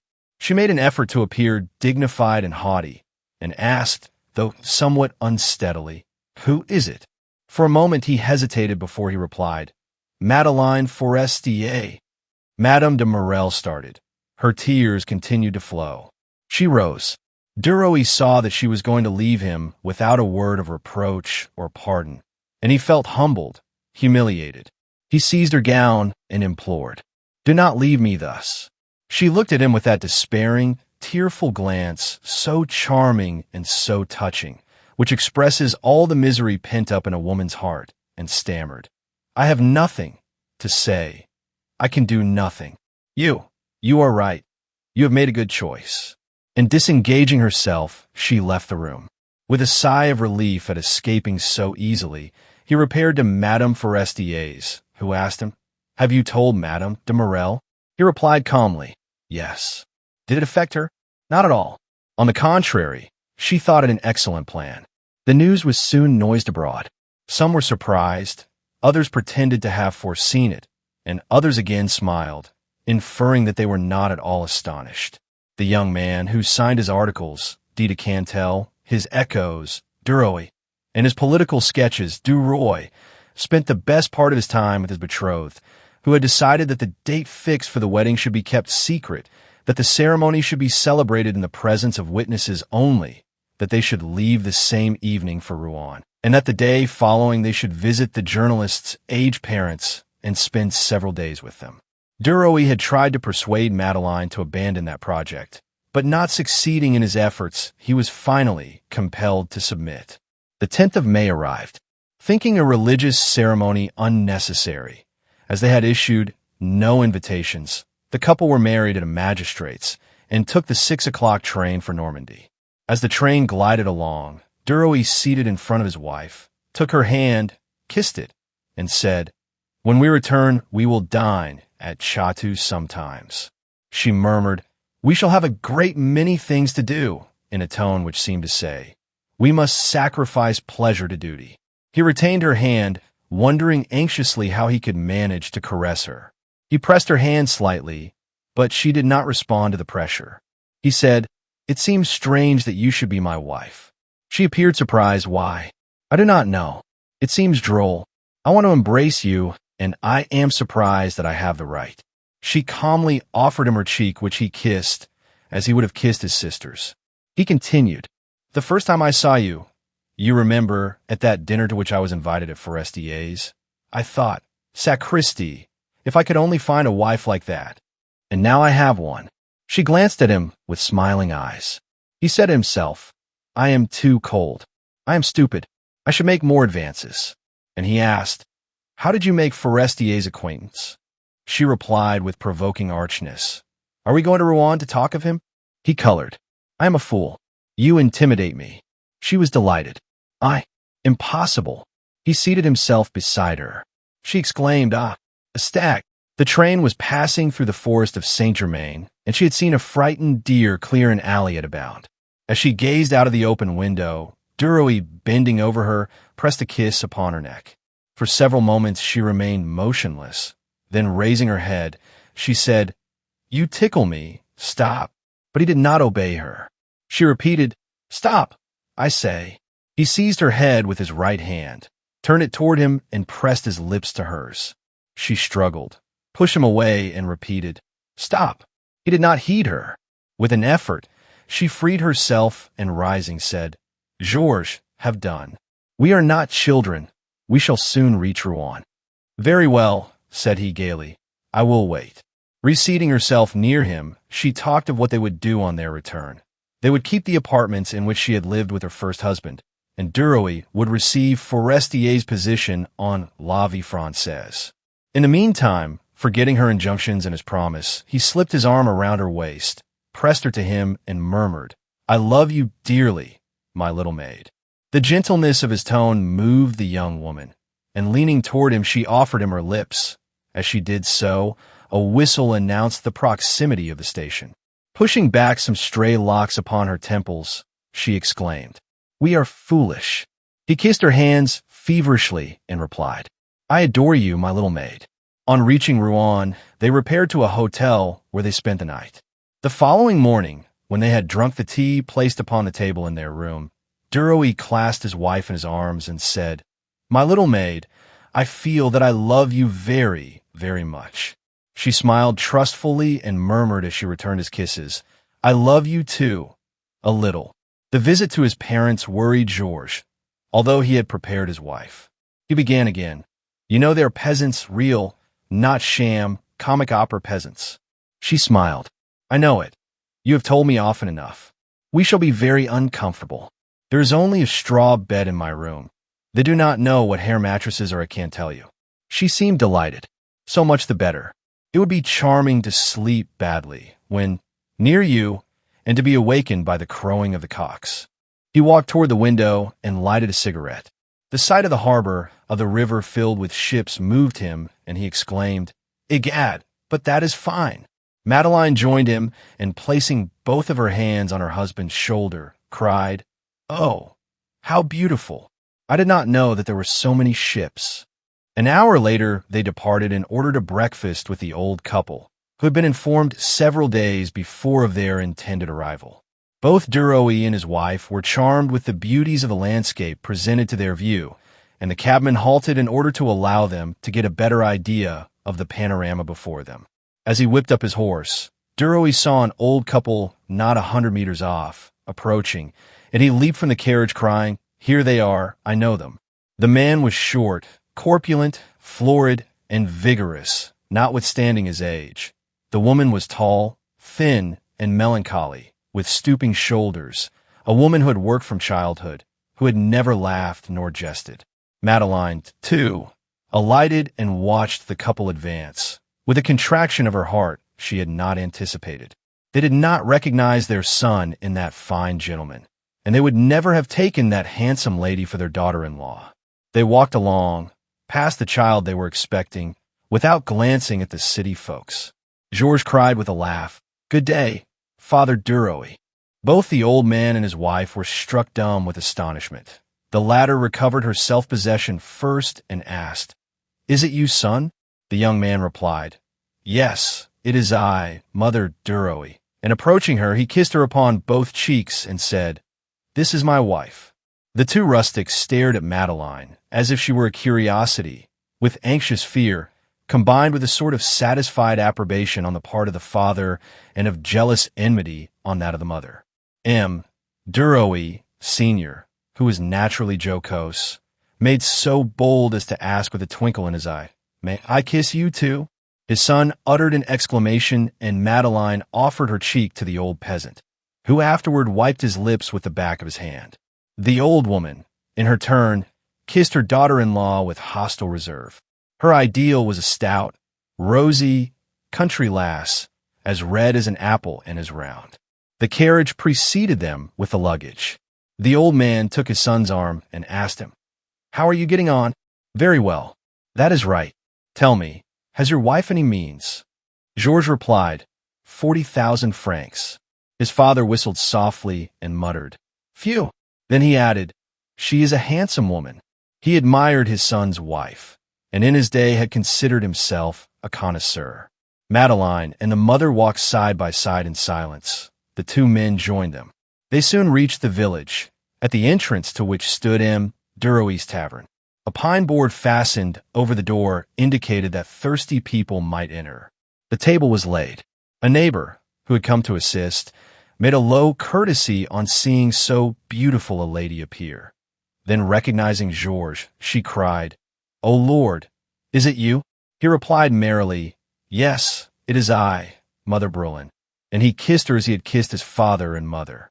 Then he turned to his wife. "Come into our room," said he. "You can lay aside your hat."